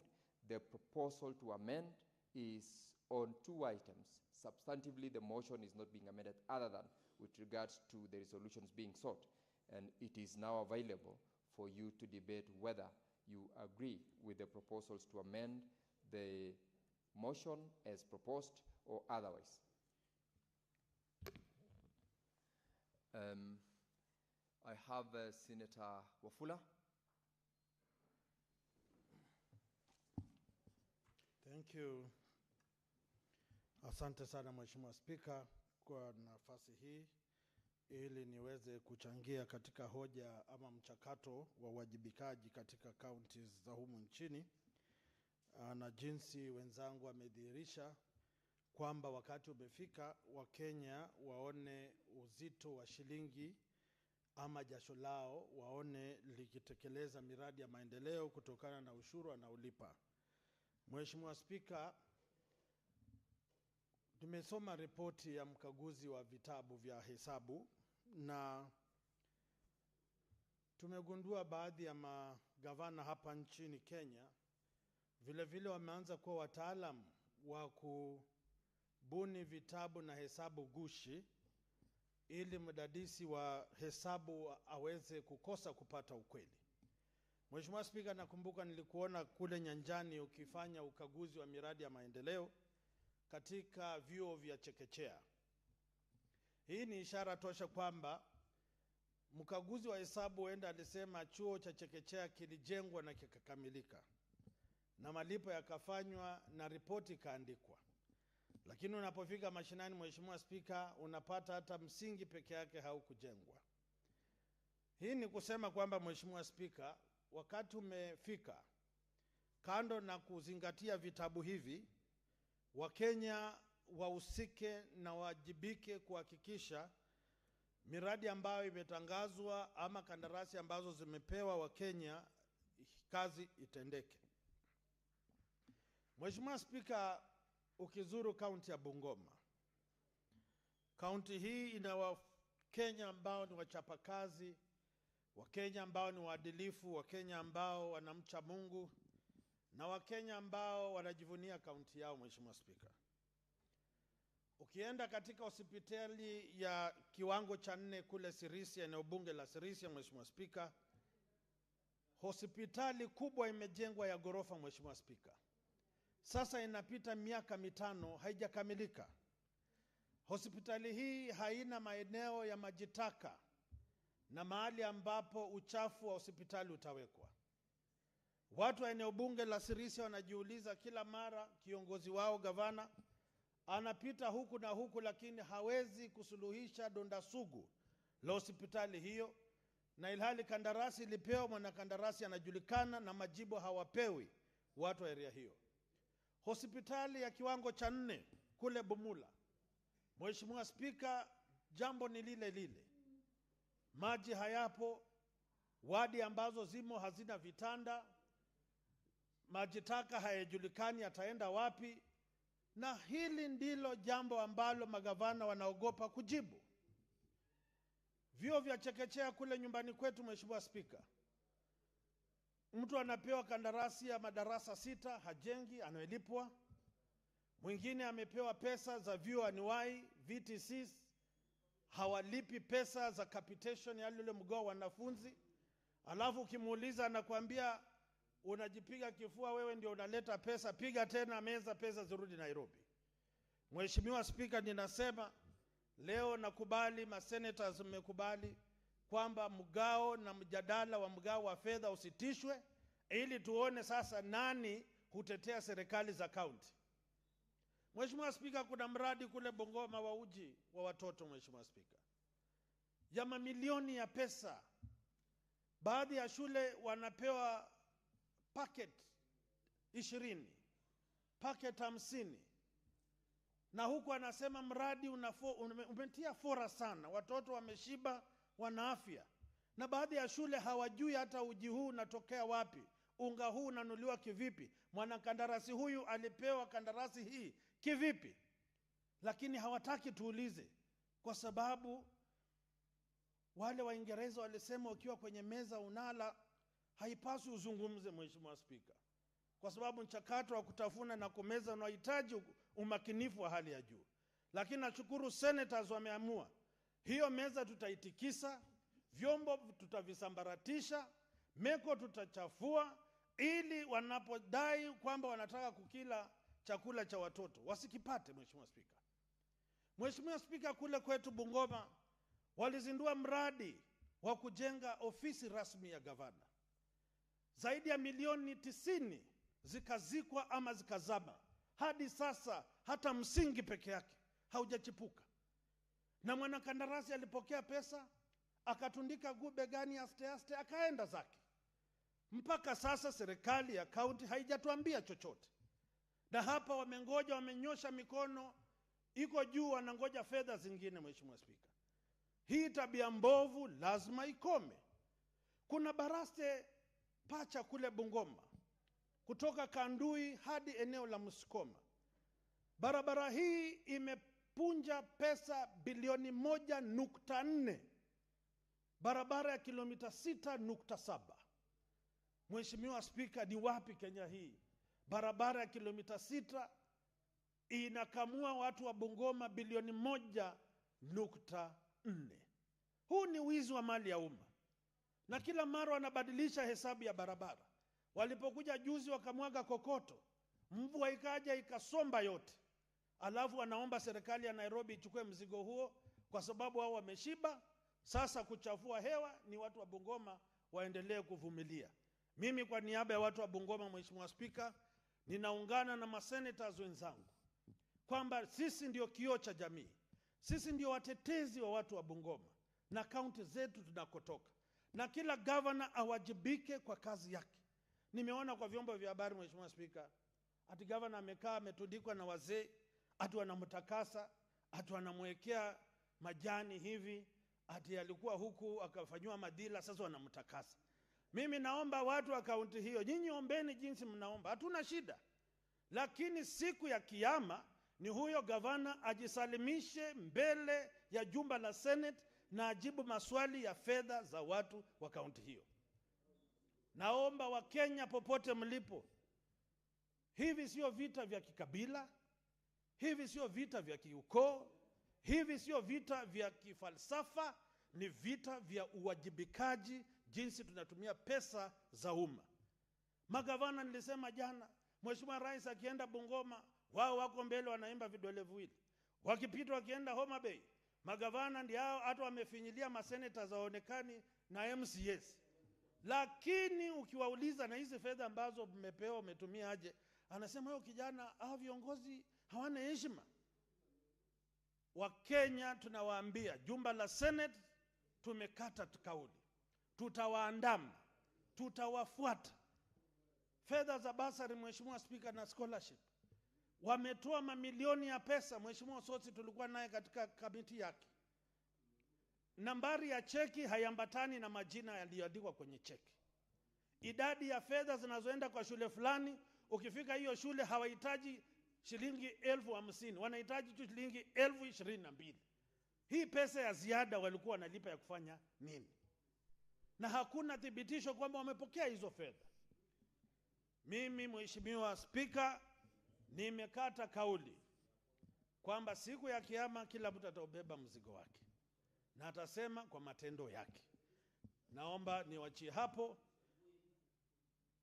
Nakumbuka, Mheshimiwa Spika, sisi Waanglikana wimbo tutauimba wa imani na kila mtu atatoa habari zake mwenyewe mbele za Senate. Siku hiyo inakuja, wapende wasipende. Asante Mheshimiwa Spika.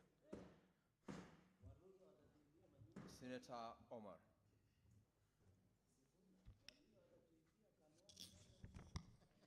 Thank you, Mr. Speaker, for giving me this opportunity. Mr. Speaker, I also stand here to add my voice on this motion, Mr. Speaker. Mr. Speaker, this motion is very crucial. And Mr. Speaker, what we are dealing with is something which makes Senate to be where it is. We must have a stand of how to conduct some kind of act of some characters. Mr. Speaker, this motion is about audit report. Mr. Speaker, cross-cutting of all counties, most of the issues which mostly raised by Auditor General is pending bills, leakage of the resources, that is revenue collections, human resources, and implementations of most of these development plan. Mr. Speaker, governors who are holding the position, the offices, let them know their role is their role. One of their role is resource management. Mr. Speaker, if you hold the positions and if you are not willing to be accountable for whatever resource which has been directed to the counties, Mr. Speaker, the easiest way is to resign, so that at least there's no accountability if you resign. Mr. Speaker, when it comes to the pending bill, Mr. Speaker, I wonder where this issue of counting pending bills normally come from. Mr. Speaker, why am I saying that? Because when we are dispatching the contracts or whatever, they normally do with budgets, Mr. Speaker. And when Treasury also dispersing the fund, they disperse as per the request of the county. And the county normally requests as per the budgets they have planned for, Mr. Speaker. If at all they request us by the plan, then what is this figure of billions of money of pending bills? To my idea, Mr. Speaker, this pending bill mostly come when the governors normally give out the contracts without the budgets. It is not included in the budget, but they give out the projects. Mr. Speaker, if the project is done now, paying the contractor, it will be a bit difficult, Mr. Speaker. That's exactly what happened to Machakos, which they are not even paying. The contractor come and look for the money, protest, and Mr. Speaker, and at the end, you become a victim, Mr. Speaker. Mr. Speaker, to reduce this issue of pending bill, Mr. Speaker, we may be encouraged at cutting at the source, means the Treasury deducts the money and the way KRA do, to be deducted at the source and the rest to be dispersed to the county so that this pending bill issue will be disposed. Mr. Speaker, when I remember, when I come in as a newcomer to the Senate, I sponsored a bill, impromptu payment bill, Mr. Speaker. This House killed.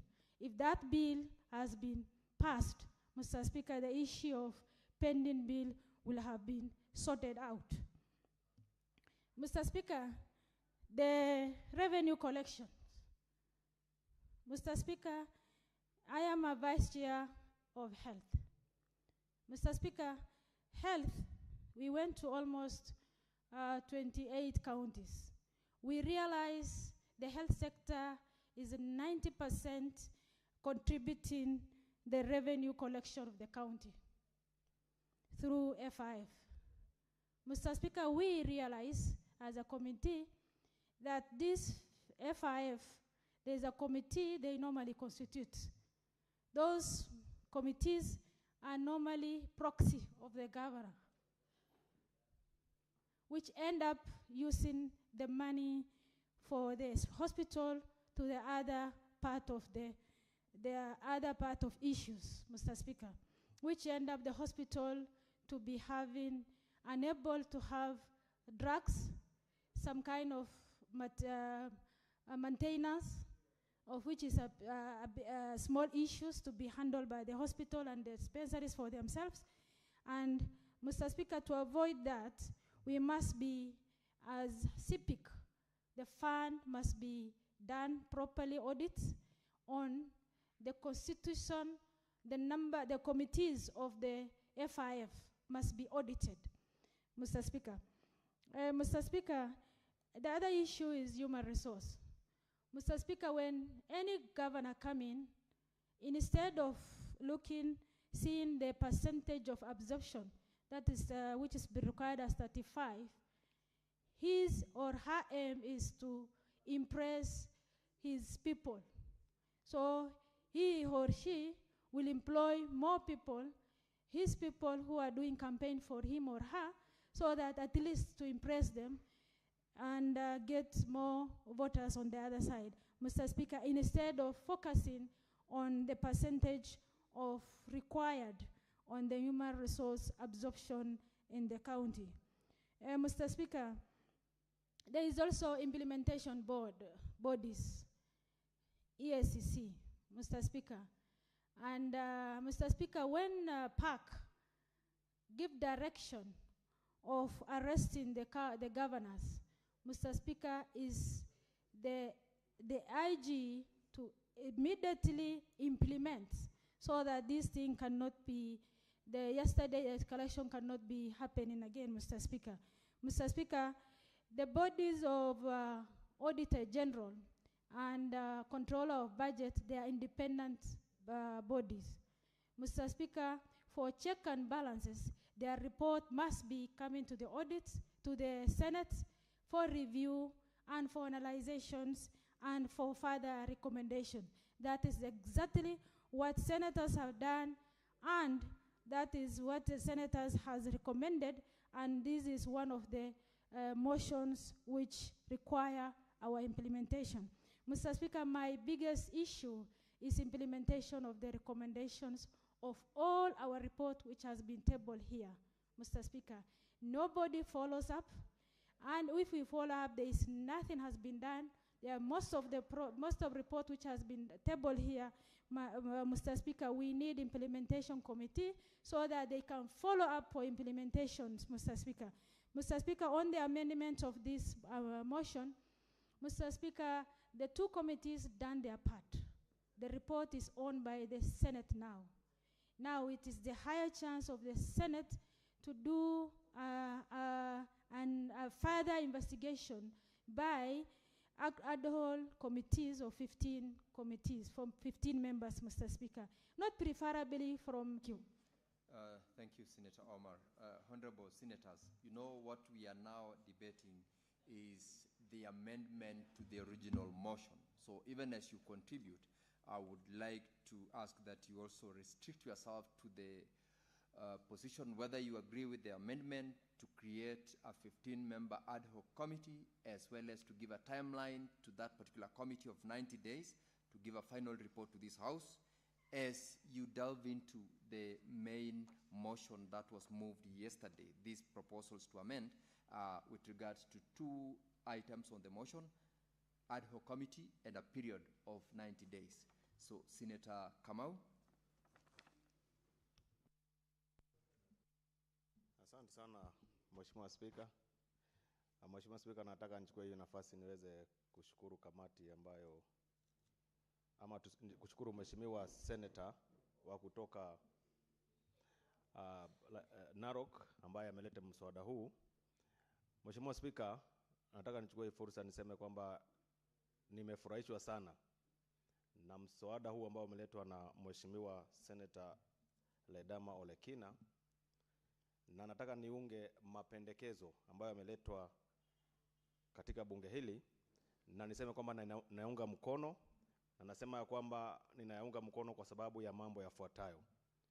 Mheshimiwa Spika, tumekuwa na matatizo katika governors ambao wamekuwa wakija katika komiti zetu za uhasibu, na nataka niseme ya kwamba kamati ya Public Accounts Committee imefanya kazi yake vizuri, kamati ambayo inaongozwa na Mheshimiwa Kajwang, na pia kamati ambayo inaongozwa na Mheshimiwa Usosi wamefanya kazi ya busara na kazi mzuri. Na nataka pia nipongeze wanakamati wote ambao wamekuwa katika hizo kamati, akiwemo Senator rafiki yangu Senator Cherargei, ambaye pia amekuwa katika mstari wa kwanza kukashifiwa na magavana na kuambiwa kwamba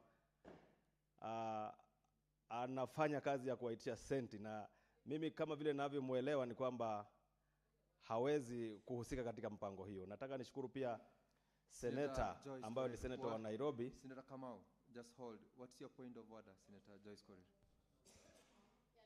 General Speaker, I thought you have just given a directive right now on the motion at hand that we are debating right now is on the issue of the formation of the ad hoc committee, and not the report that has been tabled by Ledama, but the amendment that has been brought forward by Onyonga.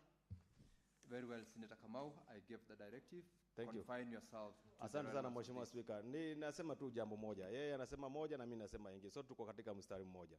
Nataka niseme hivi kwamba Mheshimiwa Speaker, hizo kamati mbili zimefanya kazi yake mzuri, na nataka niwashukuru na niseme ya kwamba ninaunga mkono mapendekezo ambayo sahihi yameweza kuletwa na yameletwa na Senator Onyonka, ya kwamba tutengeneze kamati ya senators 15 ambao watakao husika katika kufanya ama kufuatilia mambo ambayo sahihi yamefanywa vizuri sana na hizo kamati mbili ambazo zimefanya kazi yake mzuri kabisa. Mheshimiwa Spika, hizi kamati ama hiyo jopo ambalo litatengenezwa la senators 15 litaweza kusaidia sana katika mambo ya kufuatilia mambo ambayo ni muhimu sana katika gatuzi zetu 47. Mheshimiwa Spika, nataka niseme ya kwamba kama miezi kadhaa imepita, gavana wa kaunti ya Lamu aliweza kufika katika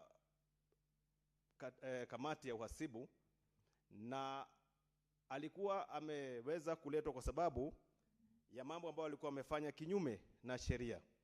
Mheshimiwa Spika, kuna zaidi ya shilingi milioni 795 ambazo zilikuwa zimepotea, hazijulikani ziko wapi, na akapatiwa masharti na ile komiti ya kwamba aweze kuja baada ya kama mwezi mmoja aeleze. Na mpaka sasa Mheshimiwa Spika, gavana huyo hajawahi kuja katika kamati hiyo aeleze hizo pesa zilienda wapi. Na Mheshimiwa Spika, nataka niseme ya kwamba Lamu ni kati ya kaunti ambazo zinapokea pesa chache kabisa katika jamhuri yetu ya Kenya. Na inasikitisha sana kuona kwamba gavana ambaye anafaa kuchukua hatua ya kufanya kazi ile ambayo inastahili, kuweza kuona kwamba ile pesa ambayo hata kama ni ndongo ama kama hazitoshi zimeweza kufanyiwa ama kusaidia wananchi wa kaunti ya Lamu, unakuta yeye ndiye ako katika mstari wa kwanza kuharibu zile pesa. Na mimi nasema hivi kwa sababu niko na uhakika kuna mambo ambayo yamefanya ama kuna mhasibu ambaye ameweza kufanya mahesabu na kusema ya kwamba pesa takriban zaidi ya shilingi milioni 795 zimeweza kuvujwa ama kutumika vibaya. So ni wajibu wa governor akuje aeleze.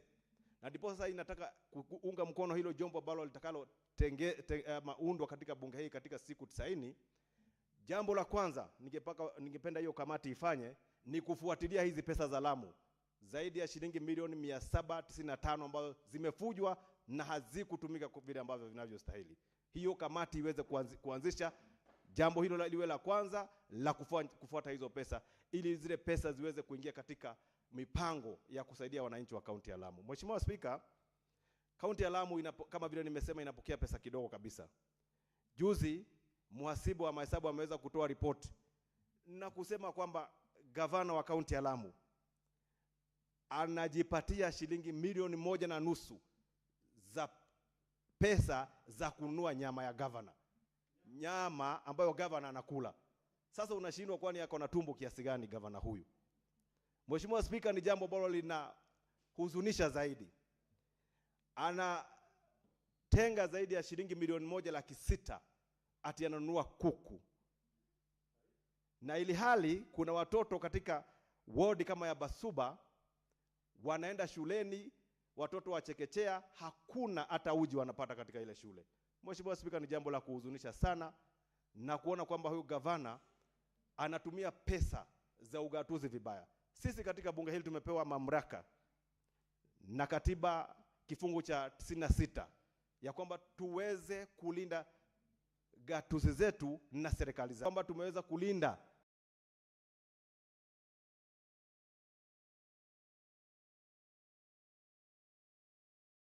serikali za ugatuzi, kwa sababu tukiwachilia serikali za ugatuzi sasa, Mheshimiwa Spika, hiyo kaunti zetu zitakuwa wananchi hawezi kupata nafasi, na wananchi wanategemea sisi kama masenators tuweze kuwasaidia kutokana na mtego wa utumizi wa matumizi mabaya wa pesa za serikali. Mheshimiwa Spika, Mheshimiwa Spika, nataka nitoe uhakikisho kwa wananchi wa Kenya kwamba sisi kama senator tutasimama kidete kuwatetea na kuwalinda, tukifuata katiba ambayo mlipitisha mwaka 2010, kuona kwamba tumewasaidia msiweze kugadamizwa na hao governors ambao hataki kuja kuwajibika katika Senate hii. Na Mheshimiwa Spika, mimi naunga mkono ya kwamba jopo hilo la watu 15 la senators 15 liweze kuundwa kwa haraka sana, ili katika muda wa siku 90 liweze kufanya kazi na ili tuweze kuona matunda ya hiyo kamati na wananchi wetu waweze kuhisi kwamba wao wako wanajivunia kuwa ya kwamba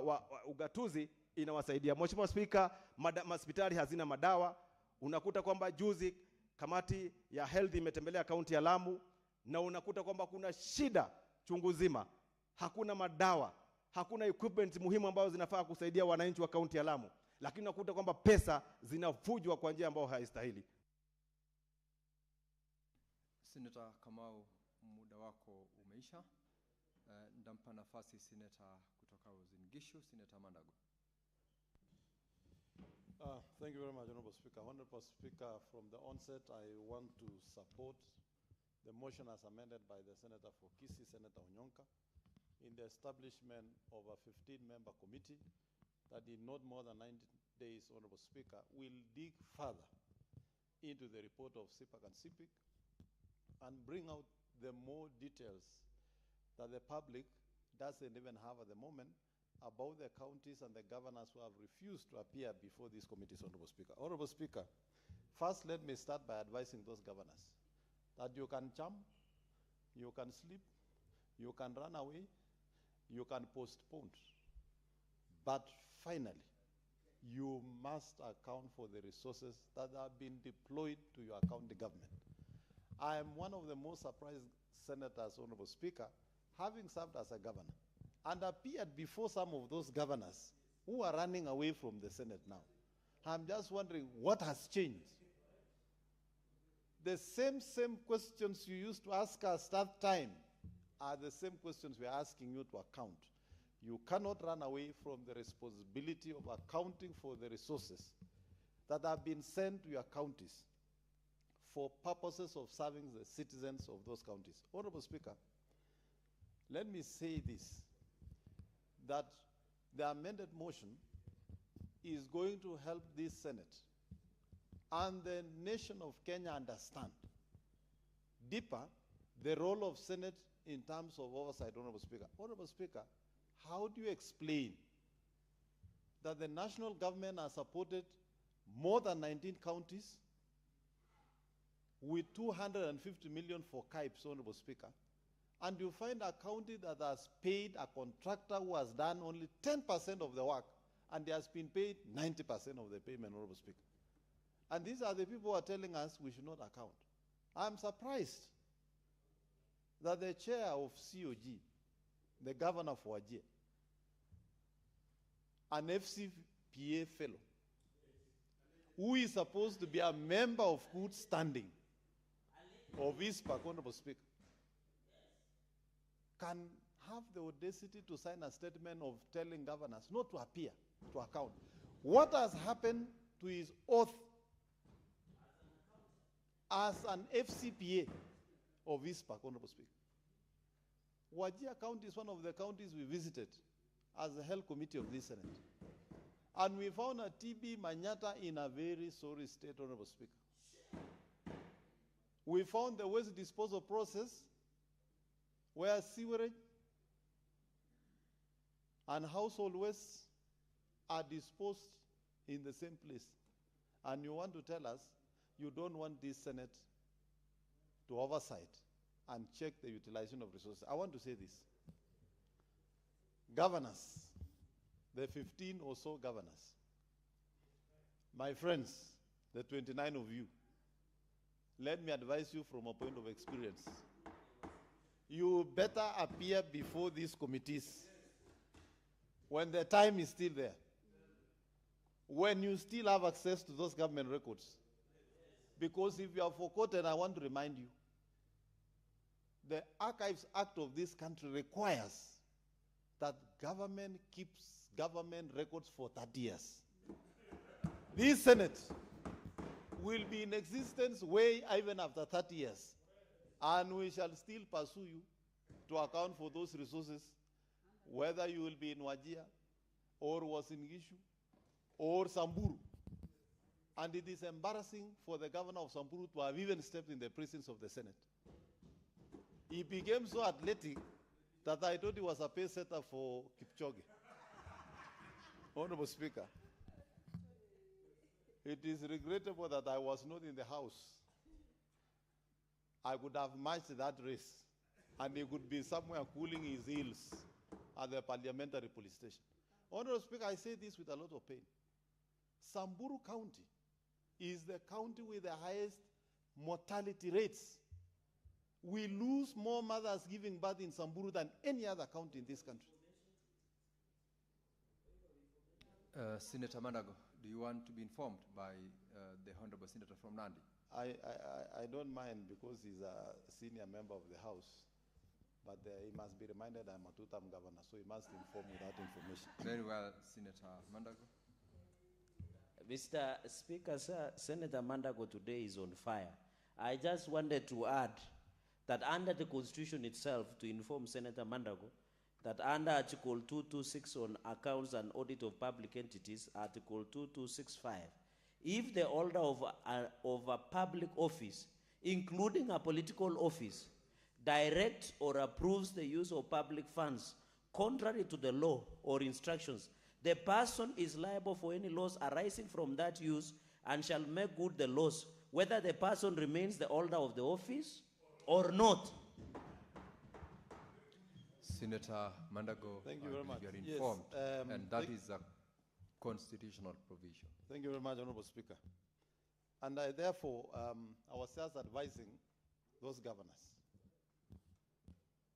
that they are better off making their way to the Senate, responding to the questions that are being asked, and they should not get agitated. If you know how you spend the money, if you know the services you have rendered, what is so difficult in facing a committee and explaining? While you are backed up with a whole technical team from the Department of Finance and the county executives of the respective counties, Honorable Speaker. Honorable Speaker, accountability is not optional. We are asking the governors to appear before the Senate and account for the resources. And particularly, I'm very particular with those who are senators in this House, and we appeared before them. They should be the first ones to be here to account for those resources, Honorable Speaker. Honorable Speaker, the amended motion that I support that this committee be given 90 days. We would expect that those governors, although I didn't agree with the committee of CPAC in giving an extension to some governors who didn't appear because of writing one or two flimsy letters, Honorable Speaker, but since the decision has been made, that those must appear, those books, reports must be scrutinized, and this motion gives this House more time to even peruse those reports in depth so that the citizens of this country can understand that the resources the Senate has given to these counties have not been properly utilized. Honorable Speaker, I noted with a lot of concern the reports from the Controller of Budget. I have seen the Controller of Budget periodically and a number of times, more often, give us the status of debts in national government, Honorable Speaker. But we don't get an equal coverage of the debts and pending bills we have in our counties, Honorable Speaker. Honorable Speaker, in my own county, I was surprised that they passed on a supplementary budget with a pending bill of 4.5 billion, Honorable Speaker. Honorable Speaker, from the start of this session of this House, this Honorable House has sent to Uasin-Gishu County more than 45 billion Kenya shillings. How then, in a period of 3 years, incur a pending bill of 4.5 billion, Honorable Speaker? Honorable Speaker, in my own county, just in a month ago, there was fanfare in the launch of road maintenance using National Youth Service equipment, Honorable Speaker. 2 days ago, those NYS equipment have packed their things and they are back to NYS. They are now instructing contractors to do the roads before doing the proper procurement. What was the reason of bringing in NYS? Why has NYS left before completion of the work? And when we want to ask for accountability of these things, governors want to run around crying, making noise, and trying to portray senators in a manner that we are attacking governors. We are not. We are only performing our duties. Honorable Speaker, I would like the Controller of Budget, because the law is very clear. that pending bills are a fast charge in the next budget. We would like to know why is it that our counties owe KEMSA money for drugs for more than 4 financial years, for more than 3 financial years, Honorable Speaker, when the law is very clear that pending bills is a fast charge. We would like to know why the Controller of Budget approves a supplementary budget that removes money from an ongoing project, Honorable Speaker. The project becomes a stalled project, then create pending bills, and the Controller of Budget continues to approve funds for those counties. We would like to know from the Controller of Budget, how comes counties make requisition, the funds are released for specific suppliers, those suppliers are not paid, suppliers whose payments have not been verified and approved by the Controller of Budget are paid, the Controller of Budget continues to approve funds for those counties, Honorable Speaker. Honorable Speaker, we also expect the Controller of Budget to be as firm as she is with the national government, Honorable Speaker, so that the resources we send, even as we say national government has borrowed money, debts, county governments are the most lucky institutions, Honorable Speaker, because they don't have to take any loans. They get all their disbursement cash money. They don't have to wait. So we expect an equal measure in terms of ensuring that the resources are being approved and prudently utilized. Honorable Speaker, finally, I would want to say that the committee that is going to be established, the 15-member committee, Honorable Speaker, must go beyond the paperwork in procurement, because we are aware that some counties have perfected the art of documentation. But when you move to the ground to actually check on the progress of the projects, there is discrepancy in what has been paid for, what has been declared, and the level of progress of the projects in the ground, Honorable Speaker. So we would also expect this committee to move around the sampled counties and get an accurate report, Honorable Speaker, and make sure that the Senator Mandago, your time is up. Senator Olekina.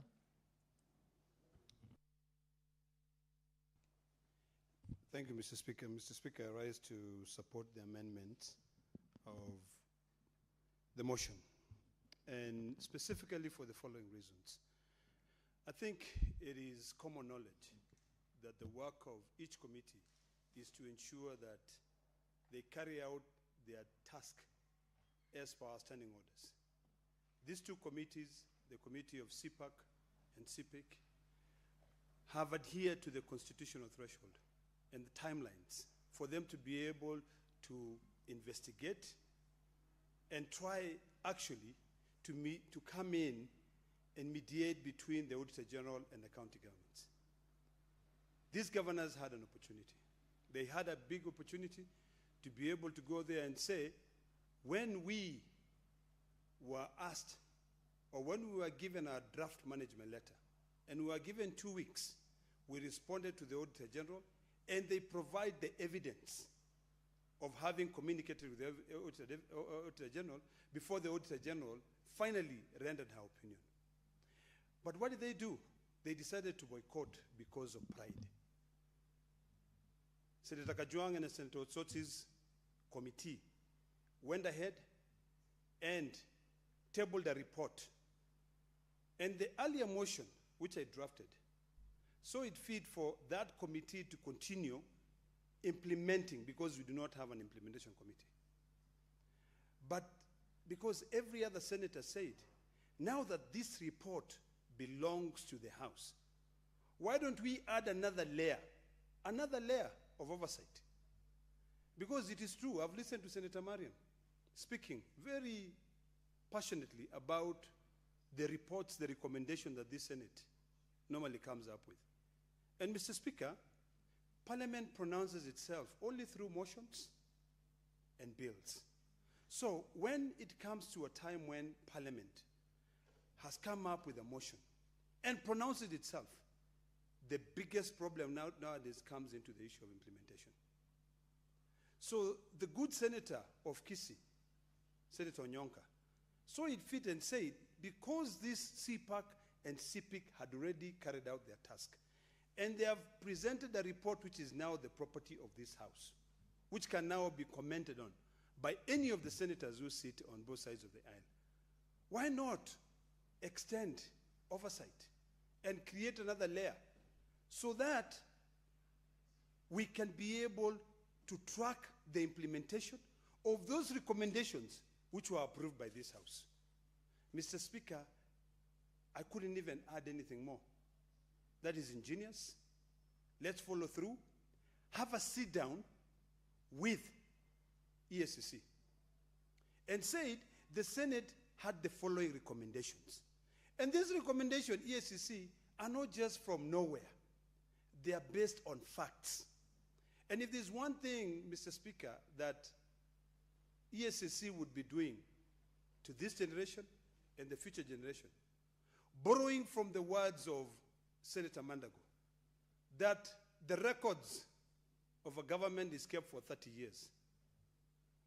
The younger generation now, who will be tasked to paying loans and loans and loans that we are borrowing domestically and internationally, would be asking questions and said, the Senate of Kenya came up with some recommendation to be able to demand for accountability.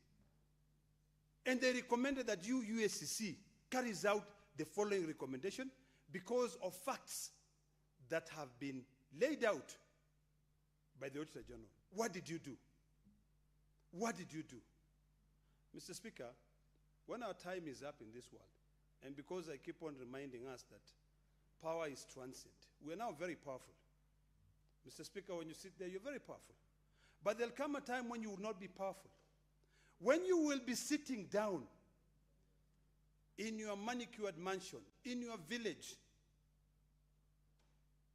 and the only thing you can say is luxury is your small surrounding that you have been able to work, toil so hard to be able to create for yourself. But when you are now frail and have to go to a hospital, there's no road to take you to that hospital because, Mr. Speaker, we did not follow up on our recommendations when you are a senator to make sure that EACC carries out its work, to make sure that we come as a bridge between EACC and ODPP. Because currently, these guys are parallel in terms of their thinking. It is either EACC way or the highway when it comes to EACC. And likewise, it is either ODPP way or the highway when it comes to ODPP.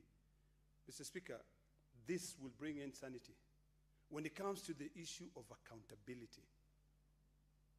And I want to reiterate, Mr. Speaker, the issues that I raised on my motions were very clear. We need to track this, the implementation. We do not have an implementation committee. And I don't want governors to confuse there and then I'll say, oh, we will now not go to CPIC and CPAC, we'll go to the ad hoc. No, the ad hoc will be sitting down and all the other senators will be sitting there. Because, Mr. Speaker, if there was a way to be able to have something where a lot of people confuse and they call the committee of the whole, where the speaker sits there, all the senators sit on one side, and all those governors sit here, or they come and sit here as witnesses, we would convert plenary into that. But because in practical there's nothing like that, the best way is to sit, get these distinguished men and women, 15 of them, give them a clear mandate and tell them this is what you're following. 1, 2, 3, and 4. Number 4, Mr. Speaker, of our recommendations, or rather what we hope the Senate will resolve, is to ensure that those governors who are unable to account for the resources, those ones who are running away, hiding, and saying that they are being embarrassed. But the truth of the fact is that it is their own documents which are an embarrassment. Number 4, Mr. Speaker, if it is fully implemented and followed by this ad hoc committee, will ensure that those people will not run in 2027. Because one of the resolution which is being sought by the motion is to be able to find these people unfit under the Integrity and Leadership Act. So this is not something simple or easy, Mr. Speaker. Mr. Speaker, essentially what we are saying is that very soon we'll have billboards in this country with faces of all those governors who are perpetuating an impunity. Where you put a billboard in the streets of Nairobi, Mombasa Road, along Mombasa Road, in every county, and say your governor is among those ones who does not believe in accountability, who has got that issue with the fiduciary duty that you've already tasked them with. So, Mr. Speaker, this matter is very serious. And there is no side shows. You know, in fact, I know that my good friend and brother, the distinguished senator from Nairobi, as well as the distinguished senator from Migori, what they were doing yesterday is what every citizen in this country should be doing. It was a citizen arrest. They were not interested in the political theatrics. What they were interested is in accountability. And in fact, my brother really embarrassed me, because what I expected him to do was to come in and say, all right, gentlemen, I have nothing to hide. Because, Mr. Speaker, I want to be open and say this. I did speak to my brother. And he said the problem was us, that we invited him in 2 committees at the same time. What was so difficult with him coming in and saying, this is the problem? So, Mr. Speaker, because I see my time is up, and I want my brothers to be able to comment, I support the amended version of my motion. Thank you, Mr. Speaker. Senator Joyce Corey.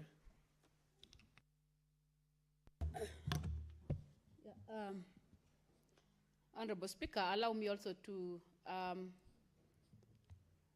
support the motion that has been brought forward by the amendment that has been brought forward by Honorable Onyanga on the CPAC report, and to say that, Honorable Speaker, that the committee, the ad hoc committee that is going to be formed, will be able to assist this House on making sure that the best recommendation that has been done by these 2 committees are implemented, Honorable Speaker. Honorable Speaker, I want to say that it doesn't mean that the 2 committees could not do their work diligently. But I want to say, Honorable Speaker, it is only a way of making sure that we assist the Kenyans in terms of answering a number of questions that has been running through their minds. By so saying, Honorable Speaker, I want to say that there are a number of issues that has been raised by the report, by the auditor. These issues that has been raised, Honorable Speaker, are issues that need answers. Remember, Honorable Speaker, there are a number of questions and a number of recommendations that have been made in the floor of this House. The latest being the deadline that was made by this House, I think it was brought by Honorable Ledama, on making sure that the counties clear their pending bills. But as we speak now, within the document that we have now, the pending bills keep increasing, meaning they don't adhere to the resolutions of this House. And the only person to do that is the implementation committee that is going to assist us in making sure that they follow to the letter whatever this House recommends and whatever the findings that has been done by other key stakeholders, Honorable Speaker. Honorable Speaker, it looks funny when you see the governors fighting the Senate, the same House that they are relying in terms of making sure that they release resources to the county government. Honorable Speaker, it doesn't make logic when you see the Honorable Speaker going to the presser to fight with the senators, to speak issues that are not issues that the Kenyans are not ready to hear. I would want to see them going to the presser to challenge the Auditor General's report. Let them tell the Kenyans that these monies that the Auditor General has raised in each and every county is false. Let them challenge the Auditor General with facts, because the issues that we are raising here, Honorable Speaker, I have said not once, it has been said by these honorable colleagues, that, and I want to thank Honorable Mandago, because he was once a governor. I also want to thank Honorable Roba, because he was once a governor. And he understands that we must use or do our work diligently and also observe the Chapter 6 of the Constitution. That is the responsibility of every leader. A number of Kenyans are only looking at the national government projects, not bearing in mind that the county government came in place to make sure that the resources they are getting or the services that the residents want are able to be implemented within their regions, Honorable Speaker. So I want to say that I would want to challenge the governors. I want to see them going to the press, telling us the wheelbarrow that they purchased was not costing this. I want to see them telling the country that the supplements that they were talking of having purchased to give some animals are not true. These are some of the things that we want to see. I want to see them arguing on the projects that are lying within the various wards, Honorable Speaker, with the resources that have been put. And it has never been completed, Honorable Speaker. Because at the end of the day, we have to allow every arm of this government to play their role. We want the governors to allow the senators to do their oversight. Us as the senators, we also want the governors to do their role in terms of implementation and make sure that they are answerable to these houses. They are answerable to the acts that they are doing. They are answerable to the resources they are getting. That is the only way out, Honorable Speaker, that we're going to cure this. And I also want to challenge the members of the public. That is the high time for them also to highlight within their villages. We have the chances who are fighting day in, day out to make sure that the country move forward. This country we have been talking about Singapore. And we want to see the chances, posting a number of projects that are within their villages. Let them not just tell us who is going to be elected without telling us the projects or the amount that has gone to their villages. We need to see the monies that they have gone to their sub-locations. We need to see the monies that they have done projects within where they are coming from. These are some of the things that we need the agencies to tell us, to highlight, so that we can compare whether the Senate is doing the right thing or the wrong thing, whether the governors are saying the right thing or the wrong thing. We need to play this game collectively, Honorable Speaker. So I just want to say that I want to support the committee. I want to ask the committee that once the committee is formed, let them move with speed to make sure that the answers that has been raised by the committee are brought forward so that before we move forward in terms of giving them the next budget, they are able to answer the questions that have been raised by this committee fully, Honorable Speaker.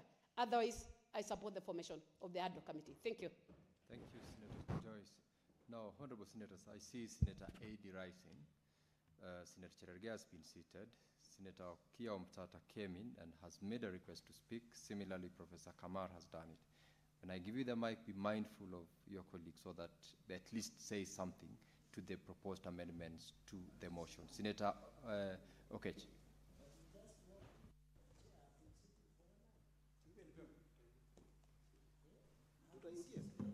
We can even extend time.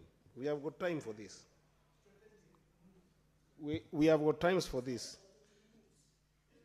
We have got time for this, and we can even extend time. If governors think that we are lazy, we can work until tomorrow on this matter. Or we can come back to this particular motion. There's no problem, but we need to be exhaustive. Mr. Speaker, let me put into perspective to the country what this amendment is.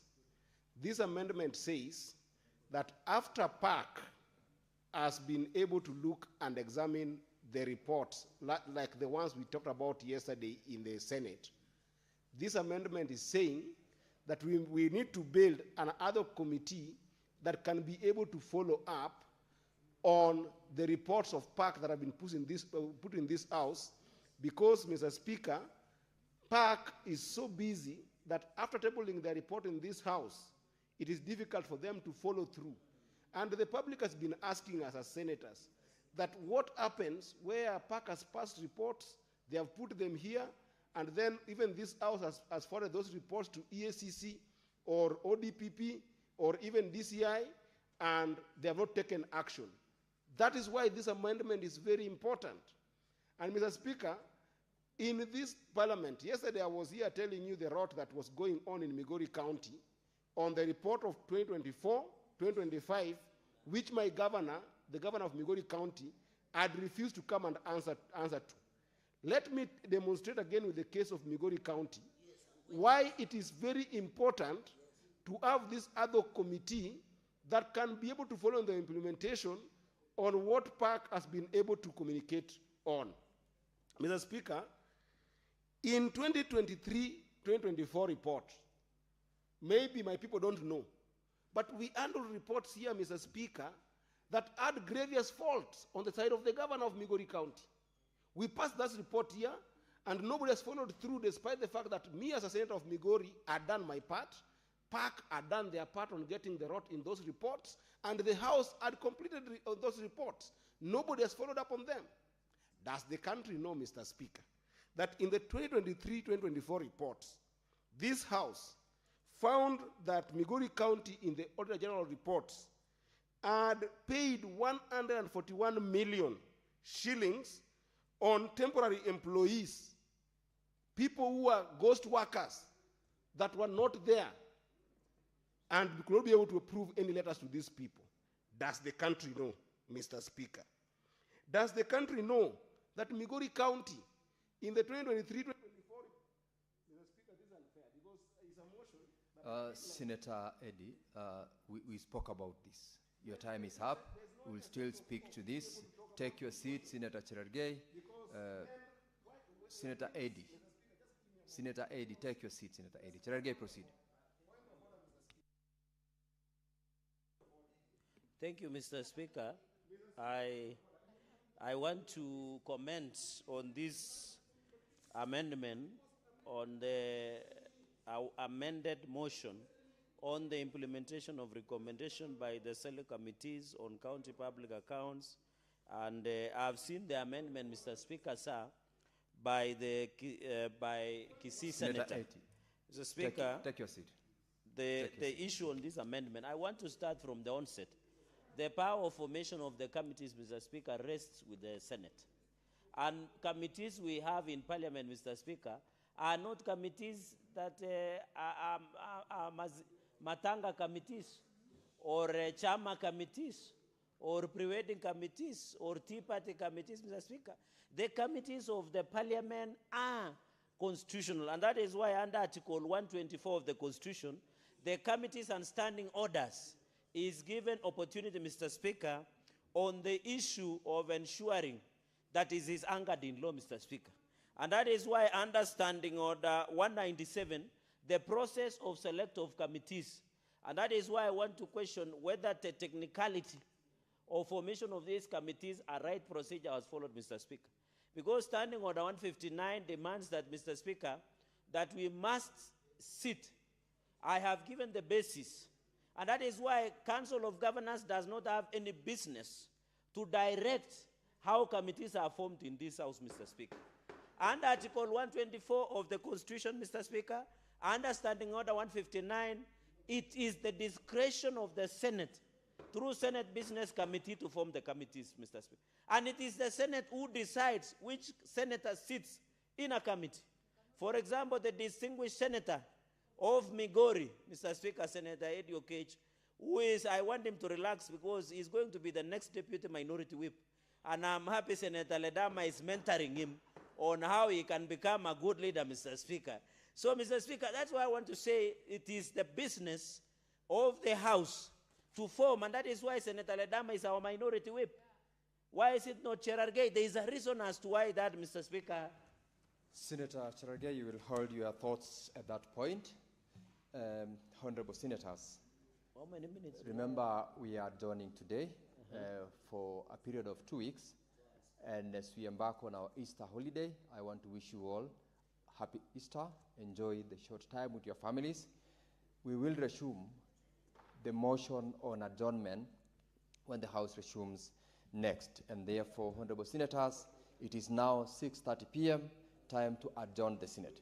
The Senate therefore adjourned until Tuesday, 21st of April, 2026 at 2:30 p.m.